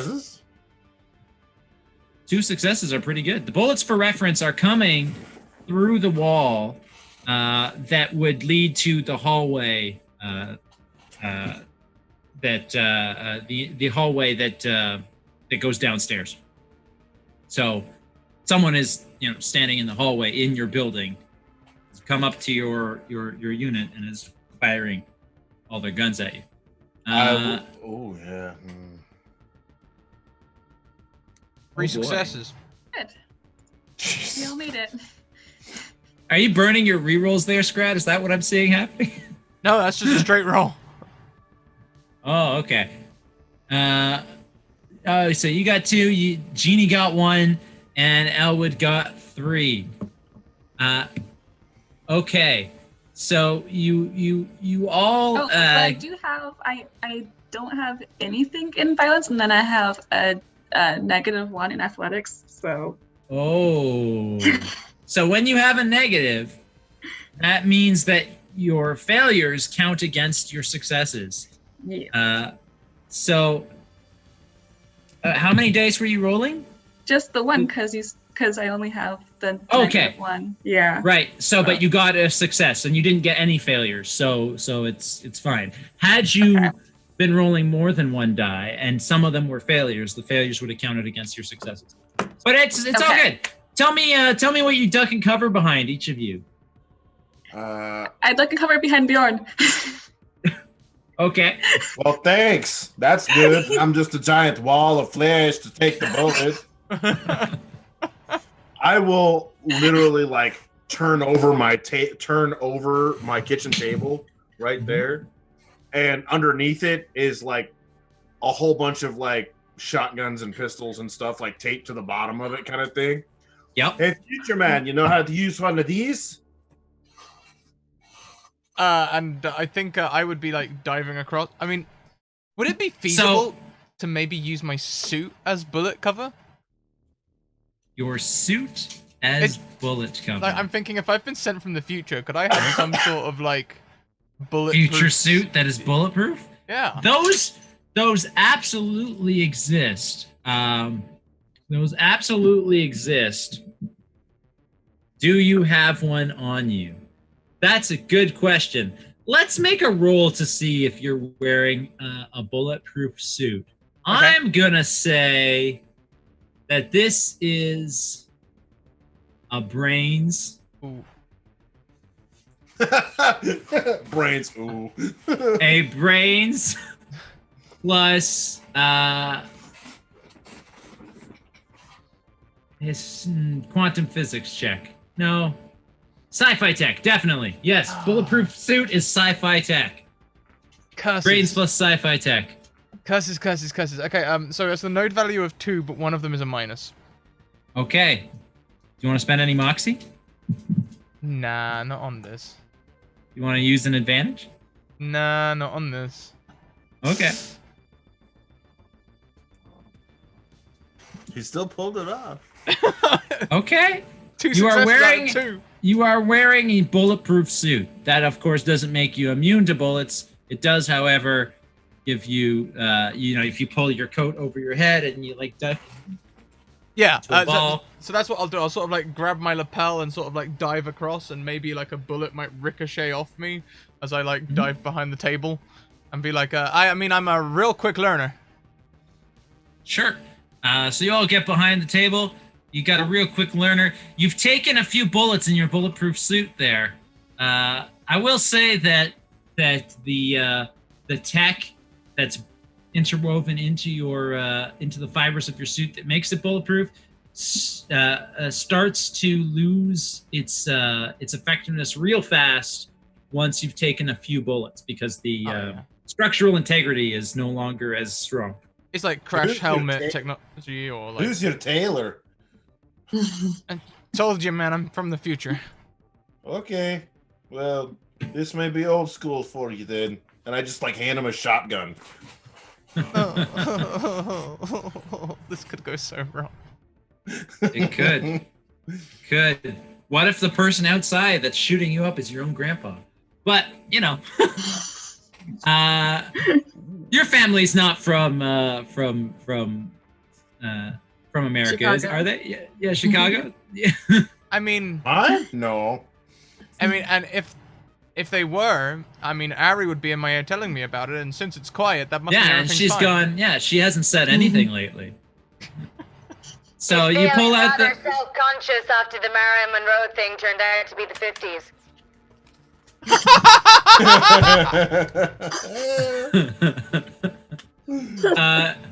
So you got a shotgun. Bjorn and you both have shotguns. Jeannie's just hiding behind Bjorn. So you guys are gonna have to make a guns plus violence check, and I'm gonna say that because your targets are behind a wall, and you can't see them, then I'm gonna need 2 successes to hit anything. Paradox or no? No paradox. Dose. Oh, we're running. Well, you got your 2 successes. Are we both rolling that? Both of you are rolling if you're shooting, Scrat. If you're if you're taking that shotgun and trying to shoot. Oh, I mean, Yeah. I'm an agent, right? I've got to be great at this. What were the skills again? Guns and violence. Okay. My node value is 9. I have a -6 in guns. Oh boy. Ooh. So you're rolling a lot of dice. agent are you? I've got a +5 in melee. Somebody hand Future Man a spoon. It's Ooh. dull. It'll hurt more. You rolled 1 success. I and do have a 8 reroll. failures. Do you want to use a reroll? Yeah, I'll use the advantage. Yeah. Even if it's just a little bit better than that, I'll take it. Nope. Okay. Used all my luck on the bulletproof suit. Yep. That's brilliant. That's brilliant. Yeah. So, Elwood, describe what that looks like for us. I mean, I think I just sort of like stand, and I think like because I'm okay. I was trained on lasers, so I'm not used to recoil or anything like that. So I'm just gonna stand up, point the gun, fire it, and go flying. Okay, sure. So you're flying across the room. Bjorn gets to have a laugh at you as he flawlessly shoots at whoever is behind the wall. You hear someone scream, "Ah!" And then the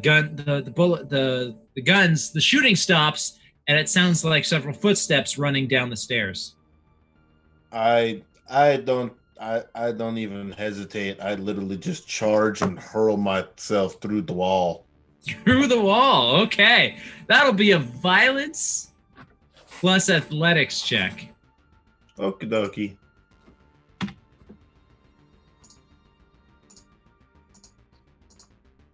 I got the success. You did it. You burst through the wall. You see the bloody heap of a guy in a suit with a gun on the ground. Presumably, whoever you hit. He's not quite dead yet, but he does look like he's dying. I break his neck. You break his neck. Okay, you go to break his neck. That's gonna take a violence plus melee check. Ugh.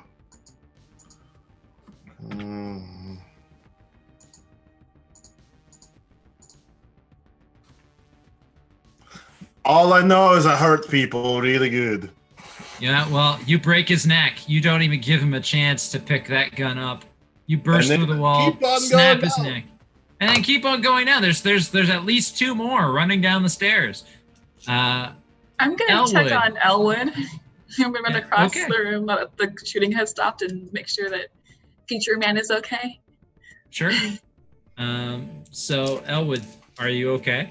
I guess so. I'll be kind of like sitting up, looking a little dazed and confused. What the hell happened? Lasers don't have recoil. You, seems like you're not too proficient with, our current technology.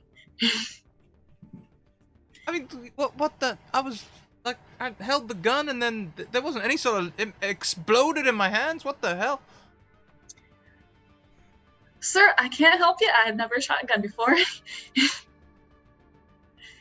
But, Hey, are you okay? I'm all shook up, but, yeah, I'll be fine. Bjorn just crashed right through that wall, though. We should probably, if you're fine, we should probably go see what's up. I agree. And I'll take lead at Jeannie's behest. I'll dive through the window. The hole in the wall? Yeah, the hole in the wall. window? Yeah, I don't want to break a new wall or do anything. Wherever the hole is. Or you could just open the door. I just chose not to. So you're following after Bjorn through the hole in the wall, or are you going out the window and down the fire escape? Oh, I see. Yeah, I'll go through out through the hole in the wall and down the thing. Sorry, I was getting a. I thought. Yeah. So when you said window, I thought the window that Jeannie came through is what I was thinking. But yeah, no. So yeah, okay, you race after them.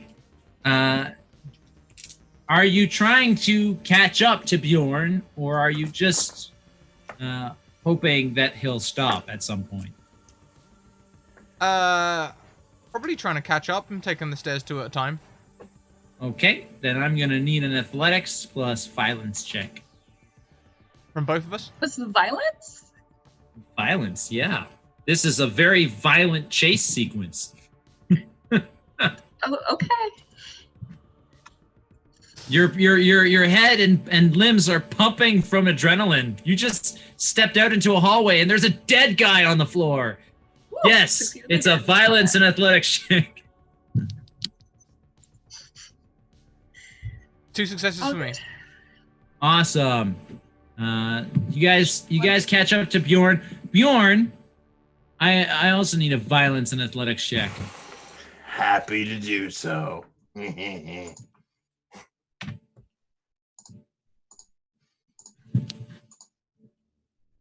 One success. That looks pretty good.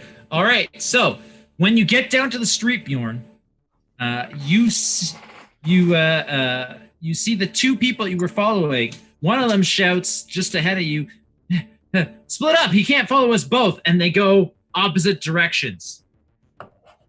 What do you do? That way.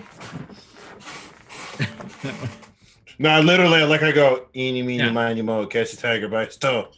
That one, that way, and I just pick. Okay. I just go after the one off that way. Awesome. So you head after the one that went left.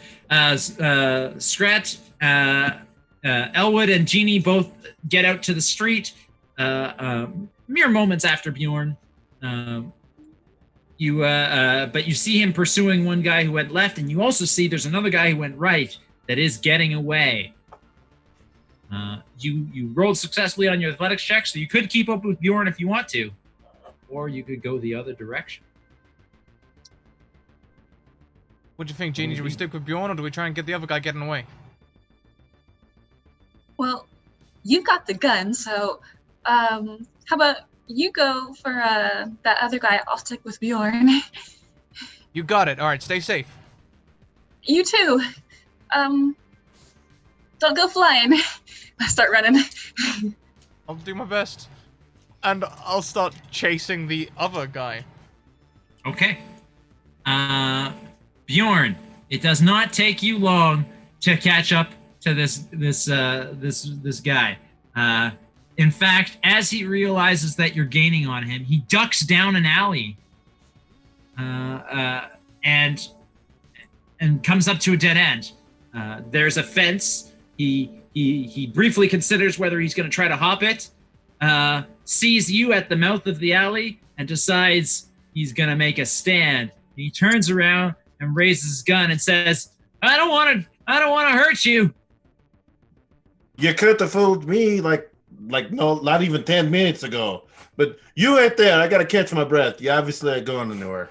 But I'm just going like, You're just going to catch your breath.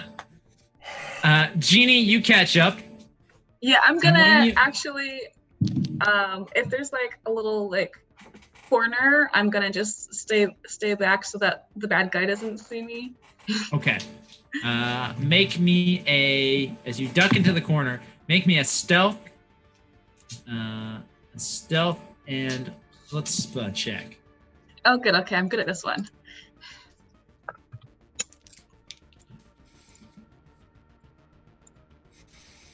Here we go.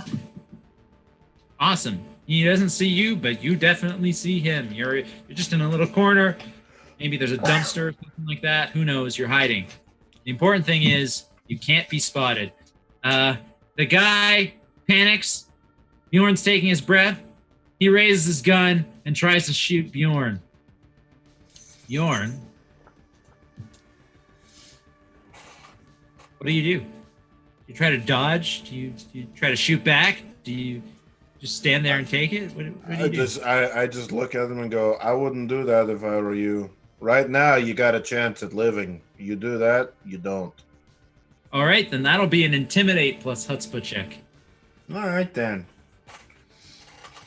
So that'll be...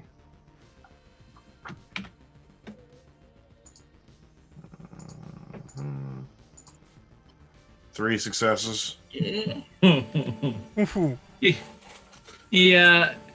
You see him reconsider his options. And then he drops the gun and puts up his hands. I tell you what, you tell me who you are and why you shot up my very expensive apartment, and I'll let you go. You see, okay, I guess I can tell you who I am if you're gonna let me go, and all. My name's Bugs. Bugs Morin. And I work for O'Banion. And And Yeah. you can shoot up my very expensive apartment. Why? Well, see, it's crazy. You'd never believe me. Try me. O'Banion says that somebody from the future told him that you were hired by Torio's gang to kill us. A future man. A future Yeah. man. You. I told you it's crazy, but I swear it's the truth. Come here, my friend. Come here. It's okay. You're working for a madman. It's okay. I understand. Come here. Come here. Yes. And I put my arm around him. It's okay. I'll tell you what. We're gonna go. You know what? I understand. It's totally not your fault. And I break his neck.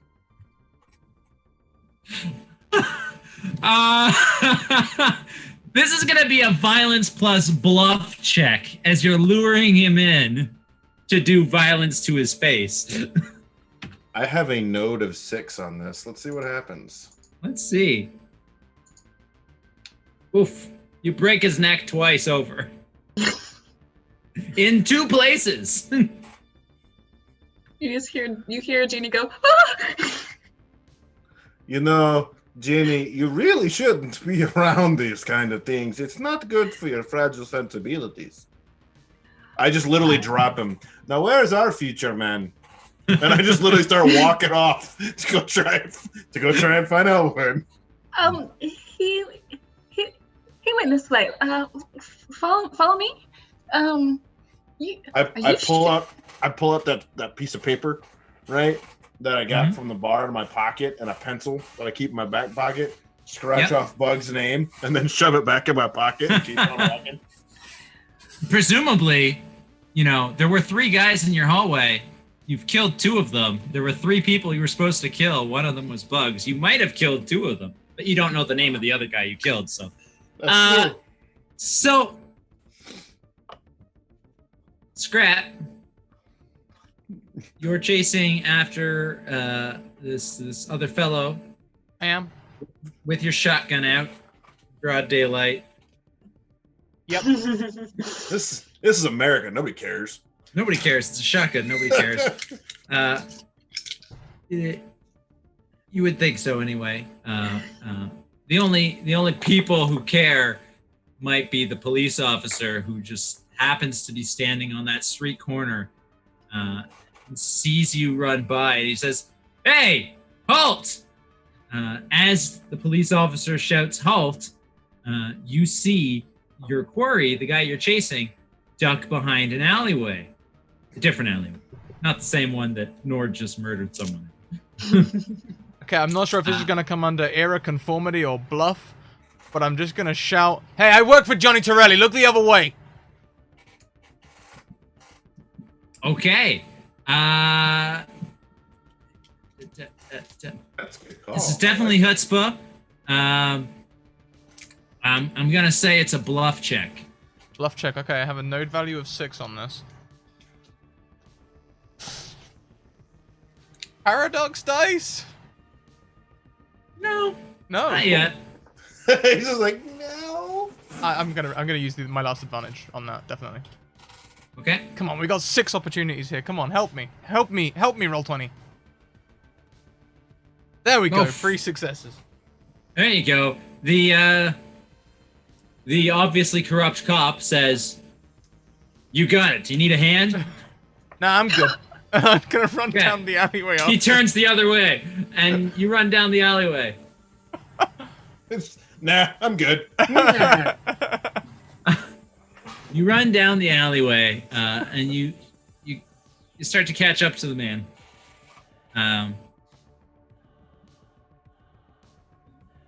He stops, turns around.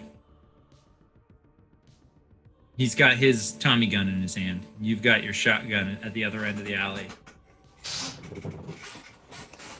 Don't miss. There's a bit of distance between you and him, and I don't know how much you know about shotguns, but they're a little closer range weapons than a Tommy gun. Yeah. Yeah. Okay. So How do you want to play this? well, when Elwood entered the alley, he was kind of expecting an ambush. So you see him as he comes around the alley with his hand in front of his face, and then sort of sees he's way away and thinks, "Oh yeah, guns." I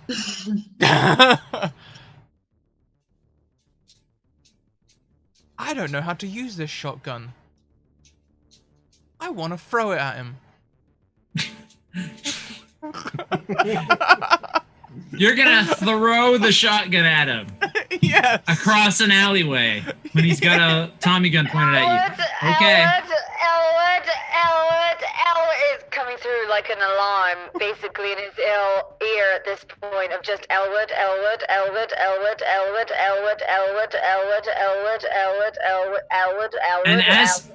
And Ari, as you're saying this over and over and over and over and over again into the microphone, Tracy, who's still there with you, she says, "Yeah, I got nothing. It's not working. I unplugged everything and plugged it all back in. Should we go get the boss? What do you think?"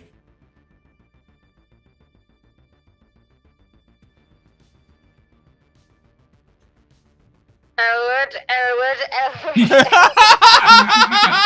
Ari just goes back to hoping that it'll fix itself. And Tracy's like, "Snap out of it, Ari. The machine is broken. Coke 5.0 has an acidity value."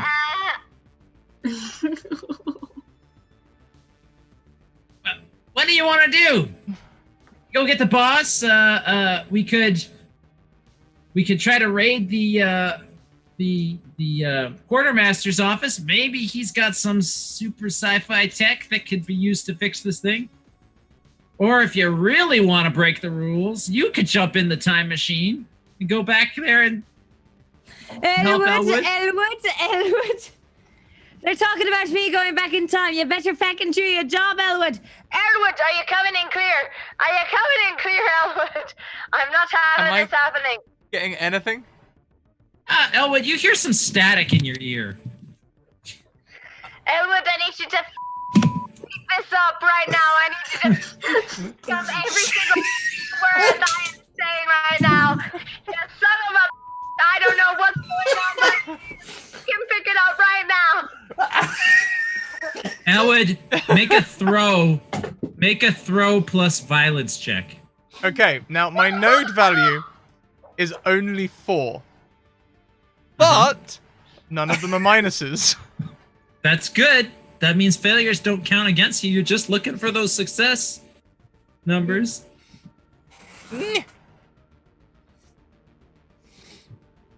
0. First one of the night. Ooh. Must have been all those censoring tones you heard. The You were static distracted comes by through, the static yeah, in your ear. just as I'm throwing it, so it just scatters across the floor.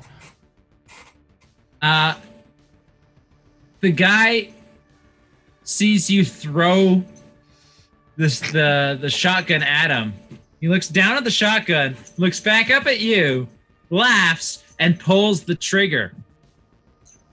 I'm just gonna use one of my automatic successes here to say you get blown away, or at least that's how it appears to anyone looking. Oh. Ari,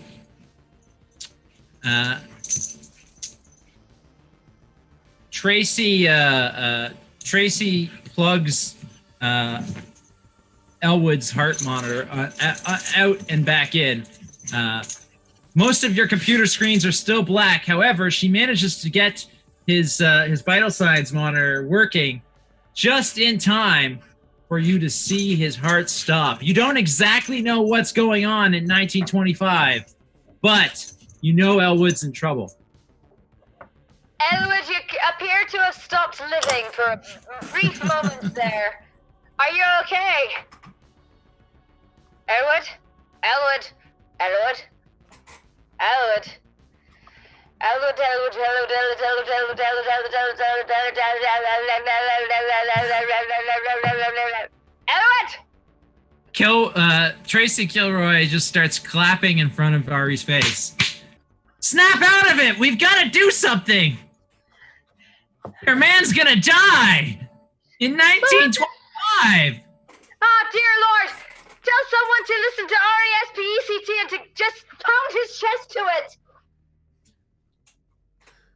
R-E-S-P-E-C-T!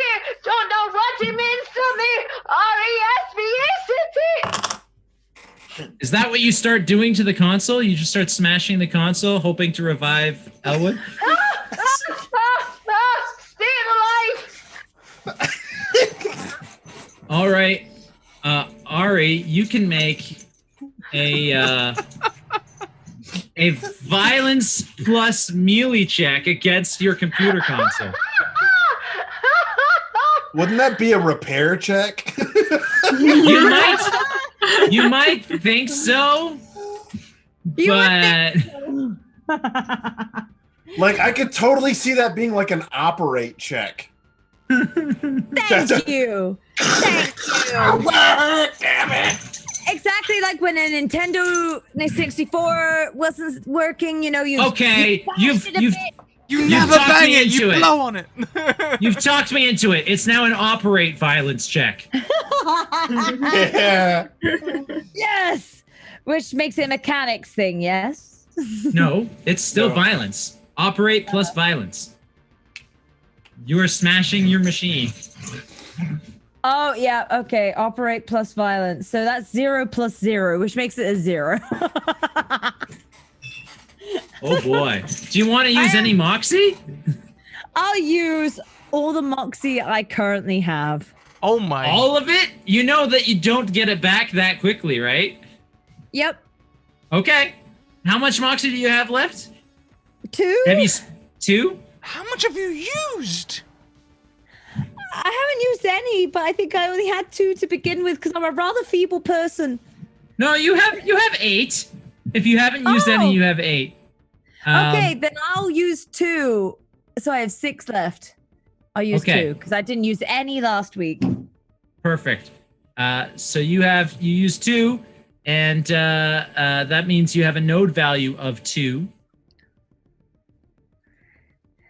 Make your check. Okay, no value of 2.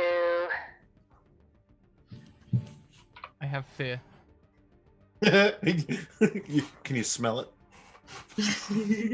1 success. Hey, that's better than none. That's true. You smash your computer with all of the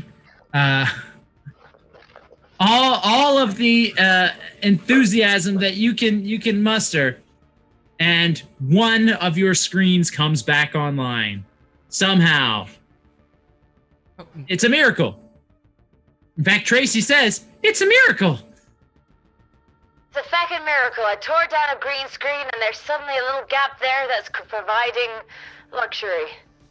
You now have the means to monitor Elwood again and communicate with him, and you have one screen, so you can still do your like temporal hacking or research or stuff, but you can't do that and monitor Elwood at the same time. So it's your life is difficult, but it's operating.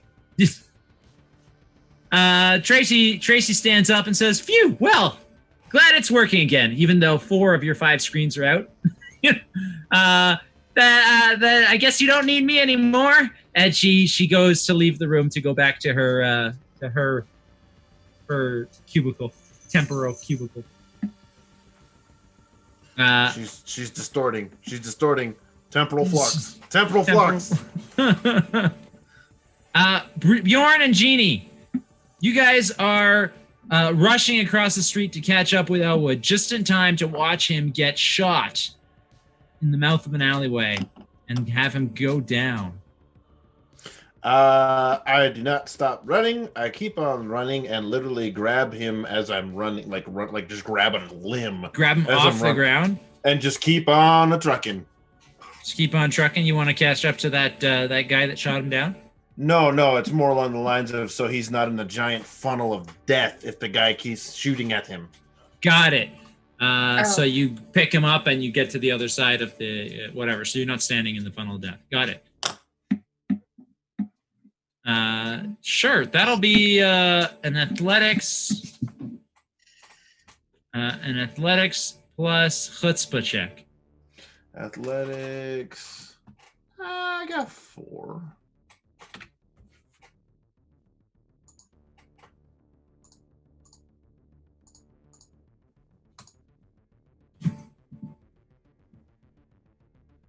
I'm going to get him across, put him up against the wall, sitting down, and I'm going to pull out a flask, and I'm going to wave it in front of his nose and try and get him to take a sip of it.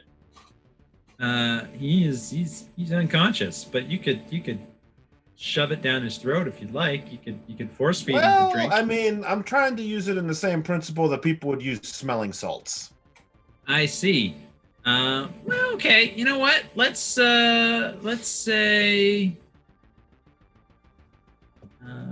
that this will be a science plus chutzpah check. Sure. Oh shit. Okay. Here we go. Let's see how this works.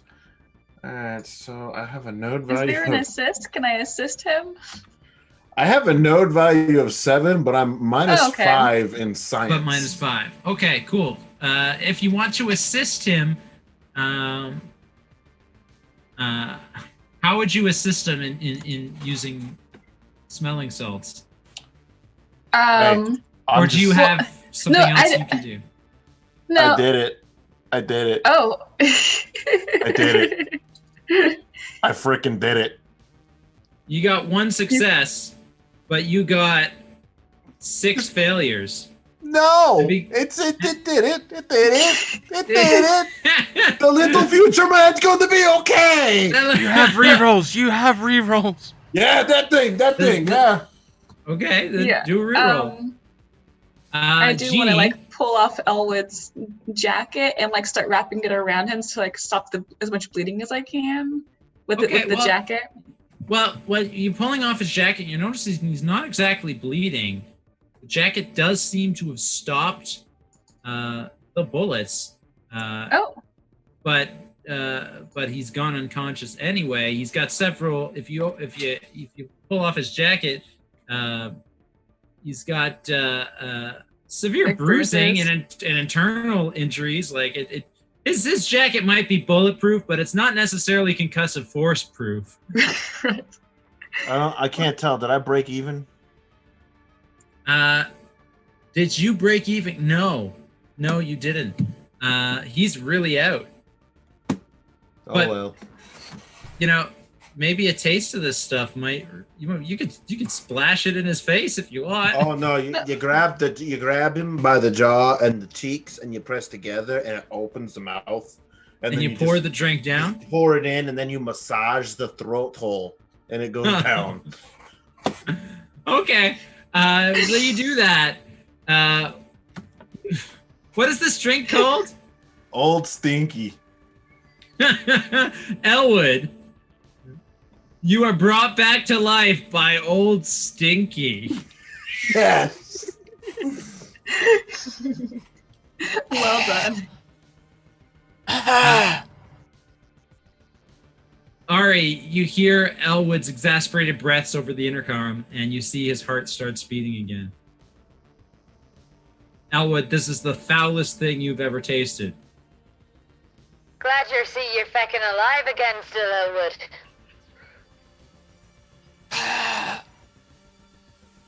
No, it's just a little shy of turpentine.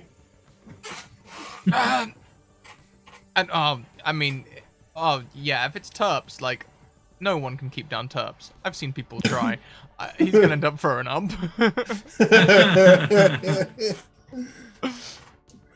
Oh, this is totally just shy of turpentine. Yeah, he'll sort of lean away from Jeannie and Bjorn and just sort of it's gonna come back up, Yeah. Of course. Breathe it in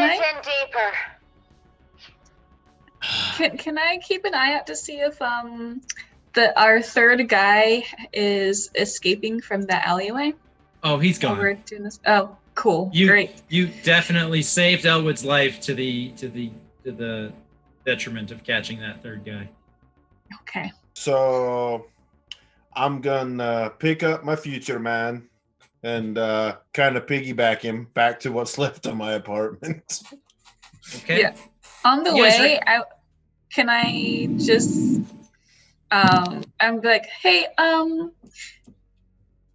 Yon, didn't that Bugs guy, didn't he say that he had his own, that a future man told him about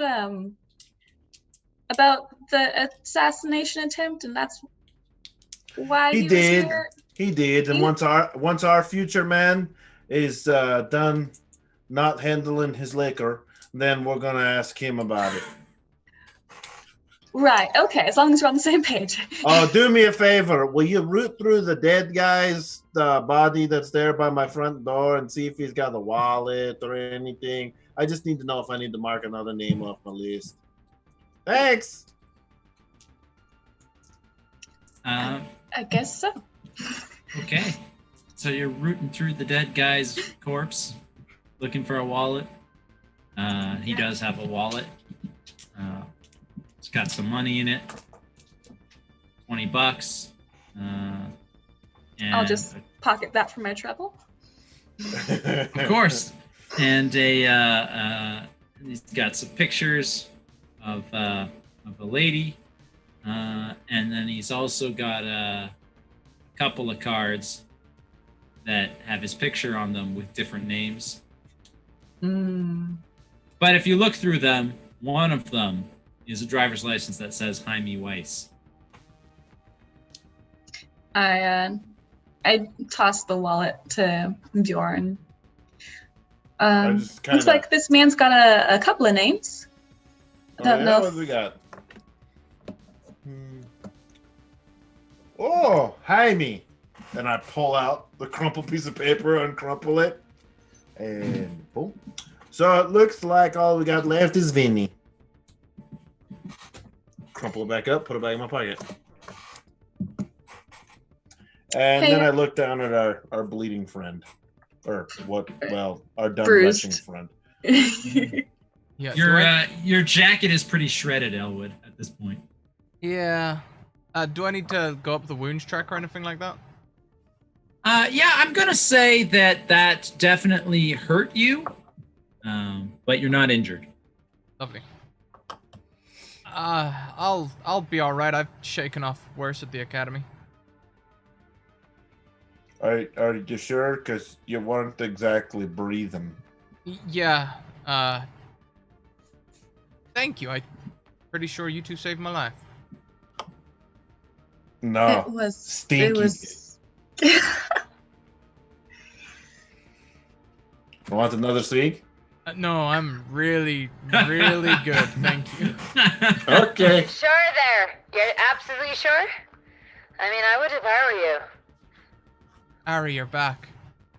I've picked up your Who are you accent. talking to? I finally fought off those feckin' people. I like literally look over at Jeannie like, is this what he was doing earlier? Yeah, he does this. He says he's talking to himself. I don't believe it. I think he's got voices in his head. Well, at least we know our future man's crazy. Start counting toothpicks on the ground. They'll just think you're raiding them. What? Start counting toothpicks. Okay, look, Movie reference. I might be in the wrong era. Mayday, continue as you were.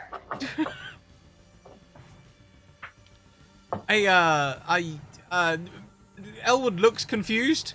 And then, do you have any toothpicks? What? Yeah? I go and I grab like a little box of toothpick, like. Good. That's great. I can tell there's 20 in that pack of 20. Yeah, because it's written on it. Yeah. Elwood, Okay. do you think maybe you have some kind of concussion? Do you Yes. know where you are? Do you know where you are? Concussion. That must be at 1925? 1864? I No, didn't- 1925. I didn't say when. I said where. Yep, you're crazy. Okay, so I'm gonna grab my phone, go up to the wall, grab my phone or whatever, and ring up Tweedledee and Tweedledum, who gave me the contract. Sure. And I'm going to ring up one of them to try and find out where Vinny is. You're calling the people that hired you to kill these guys to see if they know where these guys are? If they, well, yeah. Well, 2 of them are dead. There's only 1 left. One of them's still sitting dead on my front porch. So, I mean, you guys got any idea? You work fast. No, they were lucky. They came to me. They said they got a tip-off. A tip-off, eh? Oh, maybe someone on our side is... You wouldn't know anything about that, would you? Well, I mean, Torio does have this guy that he says is from the future that's giving him advice, but we have no idea who this guy really is. He seemed to appear out of nowhere. Yeah? Where's he at now? Oh, we got him at Al's place. The address that we gave you on the piece of paper. Okay, I'm gonna go see Mr. Future Man myself. Sounds like okay. I'll tell Al you're coming. No, you won't. Oh, did you just hang up on him? Yep. No, you won't. Okay, so Mr. Future Man, can you walk? Yeah, no, I'm just a little hurt. I'm okay. Stand up. Okay. Shake it off. Shake it off. What? Are you singing? No, I was just saying shake it off, like. Okay. All right. This next part's gonna get a little messy, Jeannie, if you don't want to go. I feel like I've already come this far, and well, seems like at least someone should stick around to make sure. Okay. The body's out. So here's what I'm gonna need you to do. You ain't too keen on the killing part, but I'm gonna need you to be able to bandage stuff up. So go in there. I can do that. Okay, yeah, go in my dresser and get a bunch of shirts, cut them up. We're gonna need some bandages. We're going to Al's in like 5 minutes, so work quick. We're gonna go see. Do I know of Al? Does he have a reputation? Is he talked about as much? Because he's up and coming, right? Right. Al Capone definitely has a reputation. You probably would have heard of him. Okay. I've seen him on TikTok. He's a short guy that wears fancy suits and a lot of jewelry, and he's Torio's right-hand man. Okay. He is not, at this point in time, the renowned mob boss that he is destined to become, but he's probably still in the news enough that in the state of affairs enough that you might know who he is. But I don't think you would have necessarily ever met him. Okay, cool. Yeah. So I'm just. But his reputation does precede him. Got it.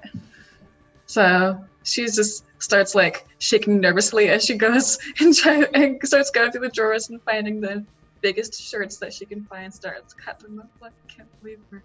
All of Bjorn's shirts are big. Yes. We get them from Omar, the tent maker.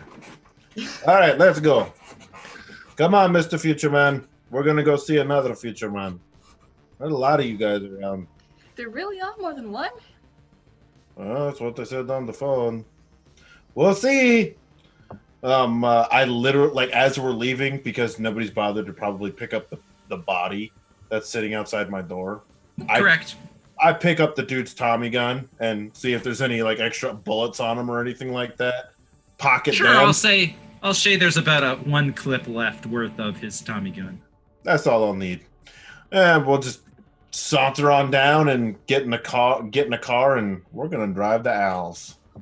Okay. You head on over to Al's. Al's, he's got his place is a speakeasy, and but from the outside it doesn't look like much. It looks like simple barber shop. Okay. His dad was a barber, and this is his dad's old shop. It's also a speakeasy. So you come in, and you're wielding a Tommy gun. So you draw immediate attention. So like, I'm still in my shirt, suspenders, slacks. Hands are probably bloody. And I probably got blood sprayed all over me. And I'm just going to walk in and be like, hey, where's this guy that the Al supposedly has in his basement?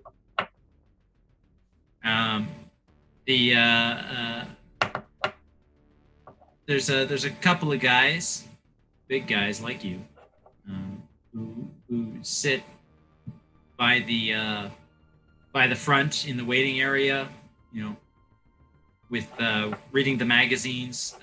Looks like they're waiting to have their hair cut, except their hair is already short. You know what I mean? Anyway, they stand up and they reach like into their coat pocket. Like this. You want to keep that hand? And they say, we know you, Nord. I don't know these two. That's okay. They're with me. If you're lucky, you'll never see them again. And they had the truth. All right, you're gonna have to charm him. Oh, charm. Yeah. Charm and chutzpah. Oh, well, I get this one. I might actually fail.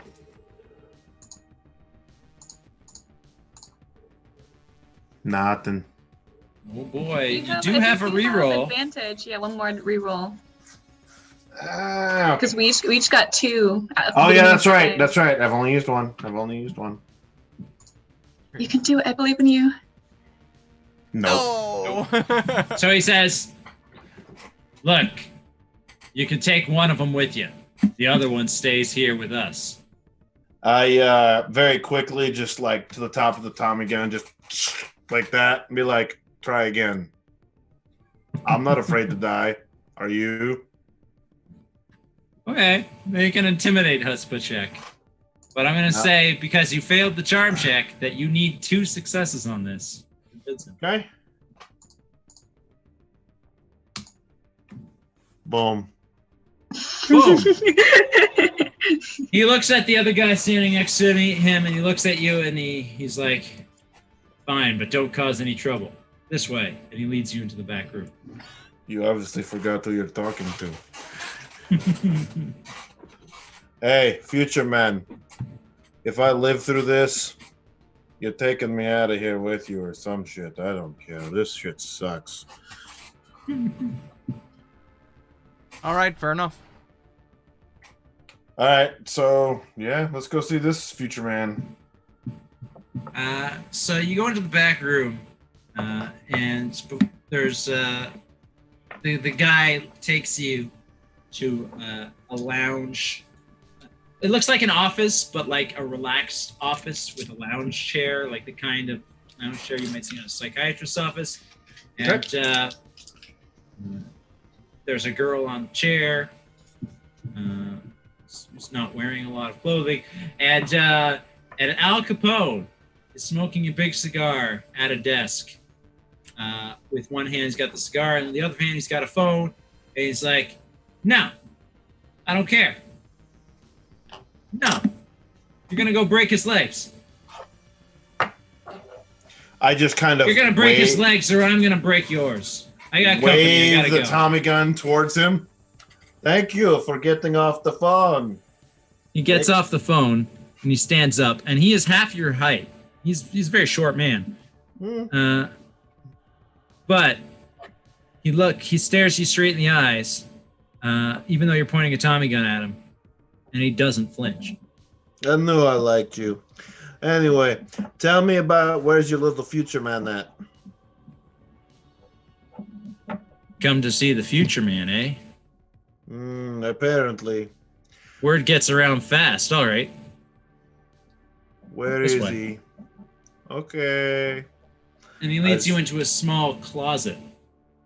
And in the closet is empty except for a chair.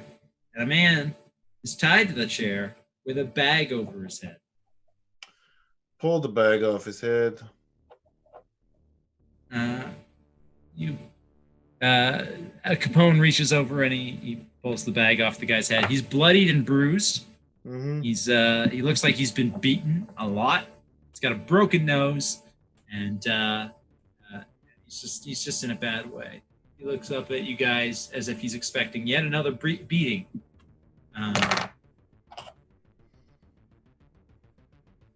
I treat your future men real nice around here. Who's this guy, Bjorn?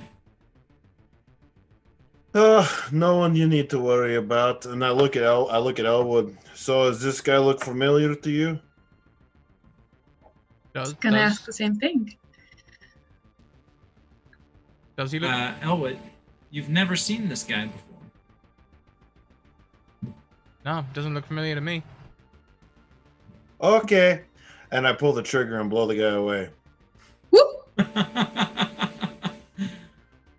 And then I just look at. You raise the Tommy gun to blow the guy away, and Al Capone grabs the gun and points the barrel away from the guy so that you shoot into the wall. And he says, "Hey, this guy's my asset. If you want him, you got to deal with me." I just look at him smiling. Is that the fact? Yeah, it is. I'm literally just gonna throat chop the shit out of him right now.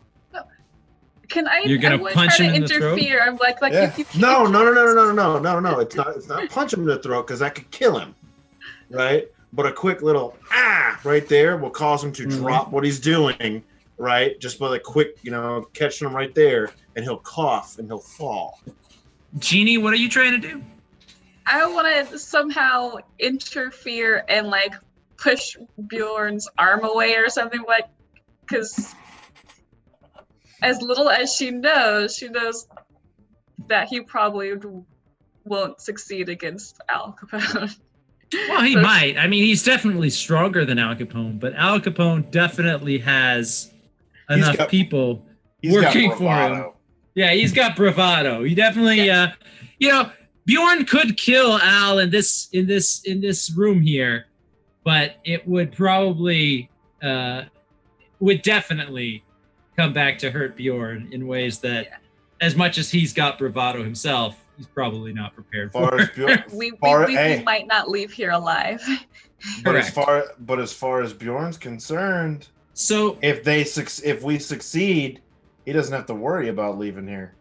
That's true. So Bjorn, you're going to make this throat shot, and Jeannie gets in your way. What do you do? Like, I just kind of like give her the look, the what the fuck you doing? Look.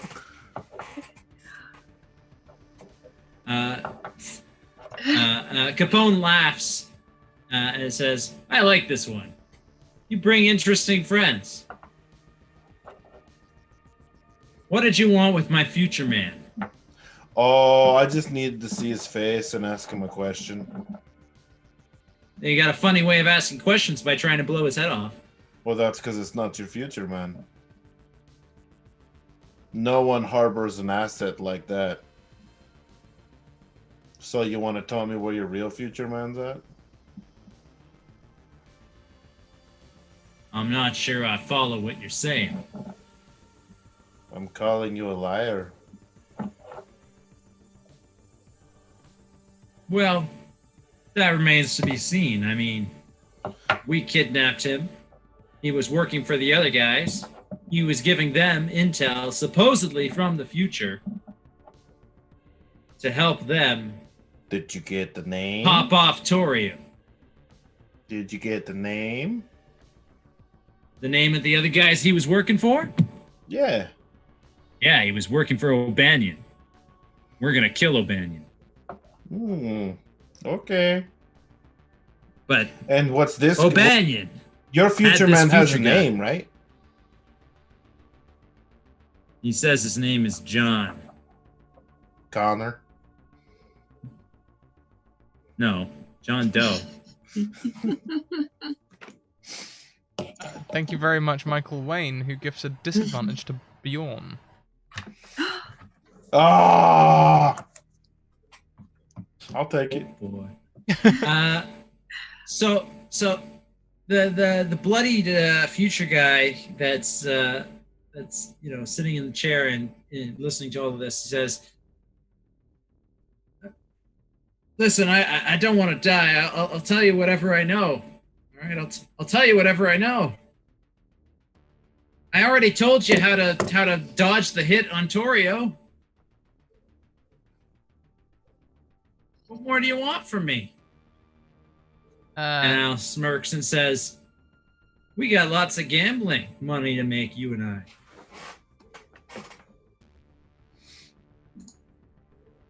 Ari, meanwhile, in the future, you're working with one screen, so you're severely hampered. But are you still looking for that file that you managed to find right before everything exploded? We're certainly feckin' hoping so, Joshua. You're gonna have to make. Really hoping so. You're gonna have to make a mechanics plus historical data check. Oh, thank frick. Because this is finally sounding better for me. All right. 3 successes. So you managed to pull up the file in question. The one screen slowed you down, but it didn't stop you. You've got quite a lot of skill in that department. You pull up the file in question, and it does identify that there is a foreign quantum signature of something that doesn't belong in January 1925. But here's the kicker. It's not someone. It is something. There is an object, a piece of future tech that is in 1925, and you found it and you're able to track it. It seems to be a pad that has a historical database in it of the timeline. What that's doing in 1925 is, anybody's guess. But you can definitely tell from looking into this beat up guy that Scrat is looking at right now that he was briefly in possession of this historical data pad.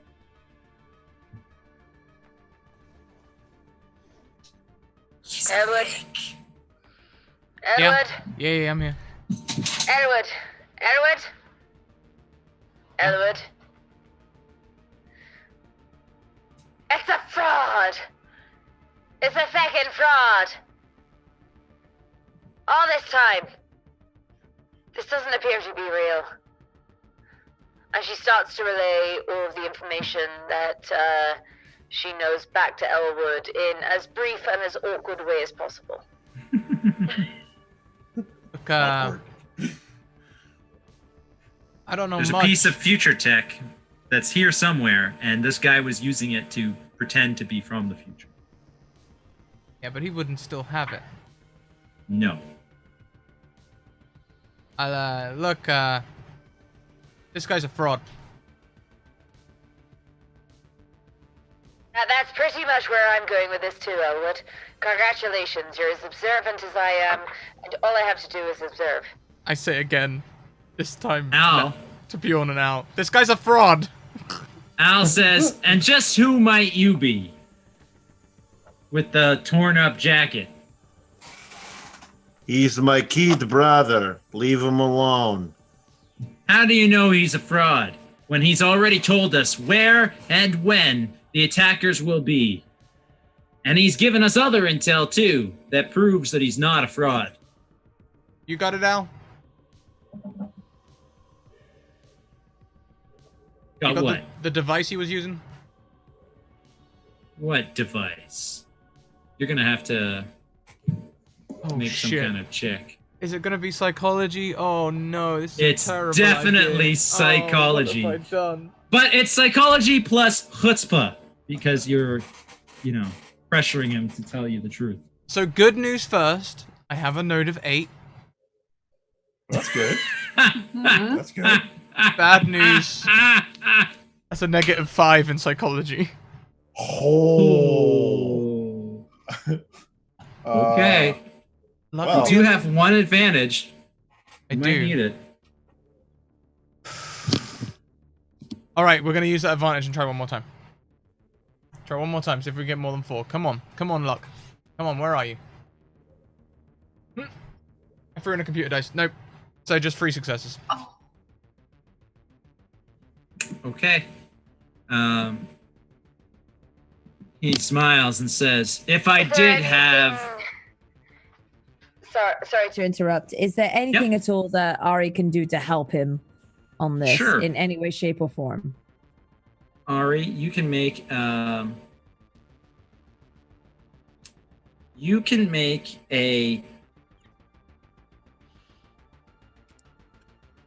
mechanics plus your choice of quantum physics or sci-fi tech, whichever is better. All right, well, okay, we'll go for sci-fi tech. Okay. So mechanics and sci-fi tech. That brings us to a 3. Boom, boom. And no successes. I made no difference. No difference. No in this difference. Situation. Damn it. Ari also has a bunch of advantages. Just saying. Oh, can I? I'll roll an advantage. I'm gonna do it again. Sure. Boom, boom, boom. Same exact roll. Curses, Ari. Do you want to burn another one? You had 4. Yeah, you know what? Why not? Why not? We've That's only what they're got there a for, little right? bit left. Boom, boom. 1. I had 1. Can You I have help 1 a success. little bit? I'll tell- A little I'll bit, tell you just what. a little. Just a little bit. I'll tell you what. Whatever this device, wherever this device is hiding, this quantum historical database, at some point in time, the man standing in front of Elwood had it in his hands. And I will tell you one other thing.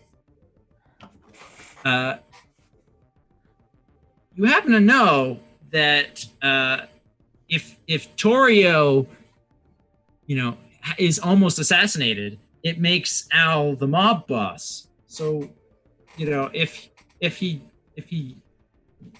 if he's manipulating events so that Torio doesn't get assassinated, he won't become the mob boss that he ends up being. So that might register as a little bit weird. I'll let you guys discuss it. That's You can relay that and figure to Elwood. I relay back exactly verbatim what Joshua Babo has just said. Well, In Ari, his exact tones, nothing to do with my Irish tones, is exactly the Canadian tones in which you just heard. that doesn't make any sense, Ari. If Al's gonna be if Al survives, if Al becomes the mob boss after Johnny Torelli nearly gets assassinated, why would he try and change that? sorry, to be clear, Elwood is saying this out loud. Yeah. Okay. Who do you keep talking to? What? So how do you two respond to hearing Elwood talking out loud to himself, saying like, "That's not how this is supposed to happen"? Yeah, I'm gonna actually. I want to try to like, not hastily, but also kind of stealthily, grab Elwood's arm and kind of like pull him back out of or at least to the doorway of this tiny little room, because Al Capone is in here with us, and he's like, wait, why wouldn't he want to become the mob boss? Out loud, just like, shut up. And what about Bjorn? What's Bjorn thinking while Elwood's there, like talking to I'm himself? still trying to Really understand freaking who out. does he keep talking to? Just like the 3rd time he's done it. Who does he keep talking to? Like every time he does it, I'm just, what? Who's he talking to? Hey, Who's this guy talking to? Al says. My question exactly. He's not all there, you know. He's got some voices in his head, makes him say some crazy things. I'm just gonna take him out, give him a little breather, if that's all right with you. It's a voice from the future. From the future. And Another future man. And this is where I'm gonna have to die. Great. Okay. He just thinks he's from the future. Jeannie. You know what? Jeannie, get him out of here. Get him out of here now. Yep, and I'm I literally am gonna Elvis. move myself between Future Man and Jeannie to literally block out. Al Capone starts laughing. And then he unties the bloody man sitting in the chair, who stands up, wipes himself off, and pulls out a gun. And says, "Thanks, he brought the future man right to us. I knew that if his tech could fall into my hands, that he wouldn't be that much farther behind." Why couldn't you just keep your mouth shut? Jeannie, time to run. Yep. And suddenly the two big guys that you remember from before appear in the doorway of this small closet. You guys are surrounded. Yeah. I think this is definitely time for a little Death Blossom. So I'm gonna say duck, and then I'm just gonna hold the trigger and spin. Yeah, Okay. I'll get flat on the floor. Elwood? I dive for the floor, Okay. possibly saying, "Ari, I think we created a paradox. Get me out of here." Go, go, go, go, go, go, go, go, go, go, go, go, go. Okay, Beamer. Bjorn, you have to make a violence plus guns check. And At you are going to disadvantage. use at disadvantage, and you're using the paradox dice. Yeah. And if you got any moxie left, now's the time. Okay, so what? So yeah, Moxie increases my node for one One by per. everyone. One per. Correct. Okay. And yeah. Disadvantage, just like D&D disadvantage. Roll twice, we take the lowest. Okay. That seems fair to me. And but I still keep the same Moxie and everything, right? Yeah. Sure. I can click. There we go. So I got Cool. So you do a spin, firing all the bullets. You take down two guys. I'll say you take down the guy who was in the chair and one of the two big guys behind you. Al and the other big guy are still standing. Meanwhile, you yourself, being right in the middle, despite taking down two guys, take a whole bunch of bullets. I'm gonna move you up 3 levels of wounds, from hurt, injured, all the way to maimed. Ew. Oh, Well, Jenny, you better start running. okay, Elwood and did you Jeannie are kill on the them? floor. There's Did you guns kill the guys firing. in front of the door? You killed one of them, enough that you could squeeze through. Okay. Crawl out of the room. Oh boy. Yeah, if oh geez. If there's still gunfire happening, yeah, I'll try to sneak out under the, or I guess over the body of one Sure. the guys in the doorway. Yeah, using the distraction of the shooting as cover. Sure. Jeannie, I'm gonna say you and Elwood both get out of the chaos. You crawl out of the room as bullets fly behind you. Bjorn is taking a lot of bullets, but he's taking people down with him. And that closet is just like a chaos of gunfire. You both manage to sneak out of the closet though, and you're about ready to run for the street through the front that is the barbershop when Ari, you see a blip on your screen. The tracking blip has come online, and that piece of sci-fi tech, the historical datapad that foretells the future, the different timelines, it's in Al Capone's desk that is right to the left of Elwood and Jeannie right now. Elwood. Yeah. Elwood. So I would like you to check the front left of your desk right now. You might find a little something special that might solve all of your mysteries and all of your problems. I literally just don't even think. My hand darts as though Ari is controlling it.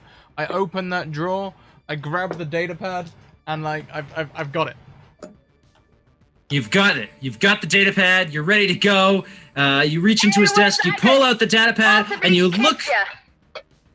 You pull out the data pad from the desk, and you look up to see Jeannie with a gun to her head, held by Al Capone, who also slipped out, while Bjorn, still clinging to life, is wrestling with the other tough guy that survived the bullet fire in the closet.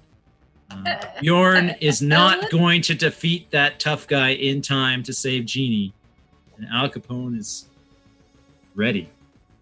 Elwood? Yeah. I'm a nobody. You being from the future and all, you're probably much more important than I am, so just go ahead and go. Don't worry about me. Al says, "Put the pad down if you want her to live, son." How close? Right beside me? No. You've got I'm gonna say 3 meters. Oh, meters. 3 meters away. And 3 meters away. So like a good stride. Ari, you stopped walking, and I kept going. Ari, if you'd like, you can find out whether or not Jeannie is correct about her being a nobody. You could just... I would love to do that. I would love to look up everybody's futures and see whether they are vital or not to the grand scheme of things. Well, looking up Bjorn, there isn't any notices of him or his offspring past Vikings 1925. will always be Vikings, is what she's going to type in his That's true. Profile. It's Vikings in will his always history. be Vikings. So, not to say that he's expendable, because we all love him, but you don't see a huge mark on just Vikings. Viking in the fight for the right of For Vikings. the Vikings, yes. But Jeannie, Jeannie doesn't do have a big mark on history herself, but way down the line, there's a certain individual who might be her great grandson or something like that. I know that might have been too many greats, but A few too it's many. just Edward, do you remember Luke? Do you remember Lucas, the guy that used to clean your toilet? What? The guy who used to clean your toilet. The custodian. We really liked him. He was really freaking awesome. But, at the end of the day, he was a custodian. He cleaned your toilet. He was Jeannie's great grandson. Sure, but if you go back a few If you look further, if you they've look actually got further, some very successful family members. He just isn't one of them. a certain man by the name of Barack Obama doesn't come to be if she dies. Maybe an important individual. They may come to be important in the future. In fact, you should check out their Mrs. Michelle Obama. She's kind of a badass woman. I kind of feckin' appreciate her a feckin' lot as far as history goes. So I recommend you check her out and then make sure that you tell everybody about her. Because if we're in luck. I think that means that Jeannie's important. I'm gonna do something. I'm not. Elwood, I swear, my life's not important. You just go. I'm right by the worth desk. it. Is there a gun in that drawer? Oh, there might be. It's Al Capone's desk. If you pull the drawer back a little further, in the same drawer that you found the pad, is also a gun. But can you pull it out and fire? I'm not gonna try. He does? I'm gonna look defeated. Okay. I'm gonna slump in the desk and be like, alright, you got me. And slowly put my hand in the drawer, putting the pad down. Okay. Then I'm gonna go for the gun and try and shoot him. This is definitely gonna be... Ooh. Either your pick, bluff plus violence, or guns plus chutzpah. I'll go with bluff and violence. It's a lesser node, but there's no minuses. Okay. Can I try to duck when I see him going for the gun? You absolutely can. For you to duck will be an athletics plus chutzpah. Okay. 3 successes. I'm pretty happy with that. That's not bad. That's not bad, friend. Do I get any the computer dice? What is it? Temporal dice? Temporal dice? No. Okay. Actually, yes. I changed my mind on that. I had to think about the variables. Yes. Okay. Okay, I'm gonna reroll. Okay. You got him.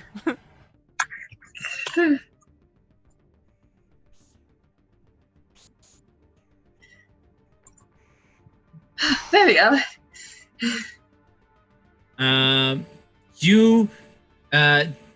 So Elwood pulls out the gun, fires. You dive down as quickly as you can, squirming out of Al Capone's grip.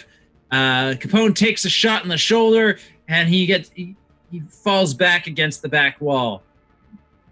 You did it, Elwood. Jeannie's safe. That was the stupidest thing you could have ever done. We should probably go see how Bjorn's doing. Don't worry, I've got a feeling that he'll be Bjorn again. Ari, I've got the pad. You need to get me out of here. No worries, Elwood. I got you on the way. Make sure that you're standing by in the next 15 seconds. Wait, you're leaving? The timeline You can't just leave me here. looks stable from here. You've got this, Jeannie. This could be the start of a whole new life for you. If you say so. I don't know what to do with myself. Goodbye. Thank you. No, thank you. Suddenly, Bjorn, all bloodied and bruised and full of gun holes that don't seem to slow him down, comes limping through the door of the closet, having defeated the other tough guy that was left wrestling with him. Thank the Lord. But, you know, I might actually need a doctor this time. Wait, where are you going? I'm afraid it's time for me to go back to the future. Oh, he did that thing. And just as you say that, Bjorn dies just right there. Just and scene. just as you say that, blue light appears around you, and space and time is folded, and Elwood slips into those folds and away. What happens to Bjorn and Jeannie? What is their epilogue?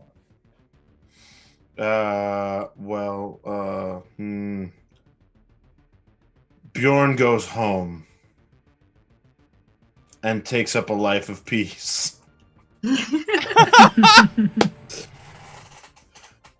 Wait, Bjorn goes home as in Goes his back home to country, goes or... back to Norway. Oh wow. You know what? He's had enough excitement for Timeline. You- For one timeline. You got the future men and the apparently they don't even know how to use the guns. No, this ain't for me no more. It's not even all the violence and the being shot up and the almost dying bit. It's the future men's and the fact that they don't know how to use guns in the future, and it's just too much. Too much. What? Yeah. What happens to Jeannie? Jeannie, if she learned one thing from these two, it's to loot the bodies. So after Elwood left, all these gangsters, of course they have money. So They got wads of cash. You walk away rich. Yep. And so her little club turns into this big fancy place that ends up being able to support the family for a couple of generations. And you do just fine. Your club is one of the first alternative clubs of its kind, where you really reinvest in making it appealing to people for reasons other than alcohol. And then when the prohibition is lifted and you bring alcohol back, it's, you know what? It's people still come to your shop, and they don't necessarily need the alcohol because you got other things Like cider. like cider. And excellent entertainment. And excellent entertainment. Maybe one day Marilyn Monroe one will day. show up. Maybe in like 25 years, one day, Marilyn Monroe One day, will show up. Jack Lemmon and Marilyn Monroe are gonna walk in that door. And Tony Lee Curtis, it's gonna be fine. Some Like It Hot will happen, and Ari will be very happy about it. Meanwhile, Elwood and Ari are once again reunited in that mysterious room somewhere off in the distant future where Ari spends most of her life. Director Mac is there, and she's like, "You guys did good this time. We did I'm actually impressed." good. We did good. Okay. That's a feckin' relief. At least we know we're not getting fired this weekend. Mm-hmm. I mean, Torio never had that near death encounter where he was gunned down in the street, but for some reason history worked out anyway. He just retired on his own without being motivated by almost having died. So figure that out. I don't know. Like, Elwood wants to have words with Ari, but he's not going to do it in front of their director. But so later the director says good job, and then she leaves the two of you alone. Ari. And Elwood, you're still holding that data pad. Oh yeah. Forgot about that. Ari's rubbing her temples. Ari, In 4. you've got to stop drinking when we're working. Yes. It was the Wondered if that was prohibition gonna- period. How did you expect me to get into the mode of the moment? I was in the period, and I didn't have a single drink. That's just called feckin' weird, Elwood. That's called feckin' weird. Everyone was. And I tell you what, for the most part, you lead me to it.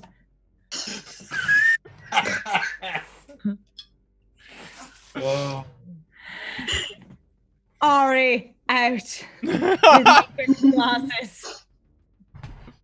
Meanwhile, elsewhere, elsewhen, in a dark room, Al Capone sits in a chair with no shirt on, and he's definitely drinking hard liquor as his personal nurse is patching up his shoulder. He's very upset. Says, "Your plan didn't work at all. I barely had that data pad for a week, and then someone showed up and took it. Where were you then?"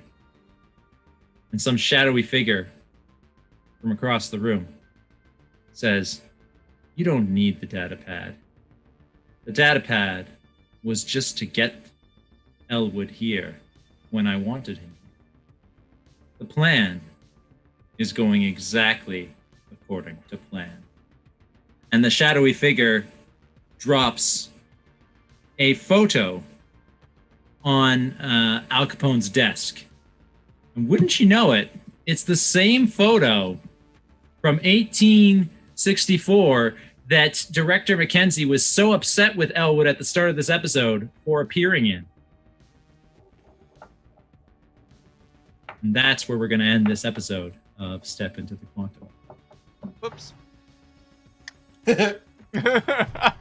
Thank you so much. What a fantastic show, everyone. Now, we have overrun a little, so we're just going to do a quick wrap-up here at the end. So let's run around and say hello to everyone. We'll go the opposite way around and start with Kurt Venedis. You can find me on Twitter at Kurt Venedis, and I'm really not as much of a dick as Nord is. But it was fun, and thanks for having me. Thank you so much. Next around, we have, scandalous, Lady Boulder. Yeah, you can find me at Scandalous on Twitter and Lady Balder on Instagram. And I had an excellent time. So thank you so much, Scrat. Thank you. And Josh. Thank you. Next around, we have Madam Gandalf. Oh, hi, I'm Madam Gandalf. Everywhere, I'm Madam Gandalf. Just look up Madam Gandalf. I'm just being a disappointment to all of you. So just look that up and see if that's what you want in your life. Hi! Oh my god. Last but most certainly not least, Joshua Barbeau, our wonderful Time Lord. I'm Joshua Barbeau. Follow me on Twitter. I love time travel and all kinds of other nerdy stuff. Definitely reach out and say hi. We'll have a chat. And we'll discuss spoilers for this show in the Scratticus Discord channel. So go hang out there too. Brilliant segue. Please check out my social links, including the Discord, where we'll be talking about this show. Also, hit me up on Twitter if you want to come and play, and if you want to check out the other episodes, go and hit up YouTube.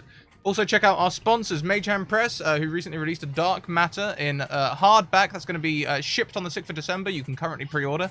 Also, check out the Deck of Many, who have a Black Friday sale at the moment for all of their things, including the Deck of Many animated things and all the good stuff. If you buy more than $100 worth of stuff, you can get free shipping with the code Scratticus. And also check out our latest sponsors, Hero Forge, who have just started their Black Friday sale as of yesterday. Well, kind of the day before yesterday now, because it's like 1 o'clock in the morning, but you know what I mean. Use the code Scratticus to get $5 off your first mini. Thank you very much for hanging out with us, y'all. And until next time, keep on evoking emotions. We'll see you later. Bye. Bye. Bye.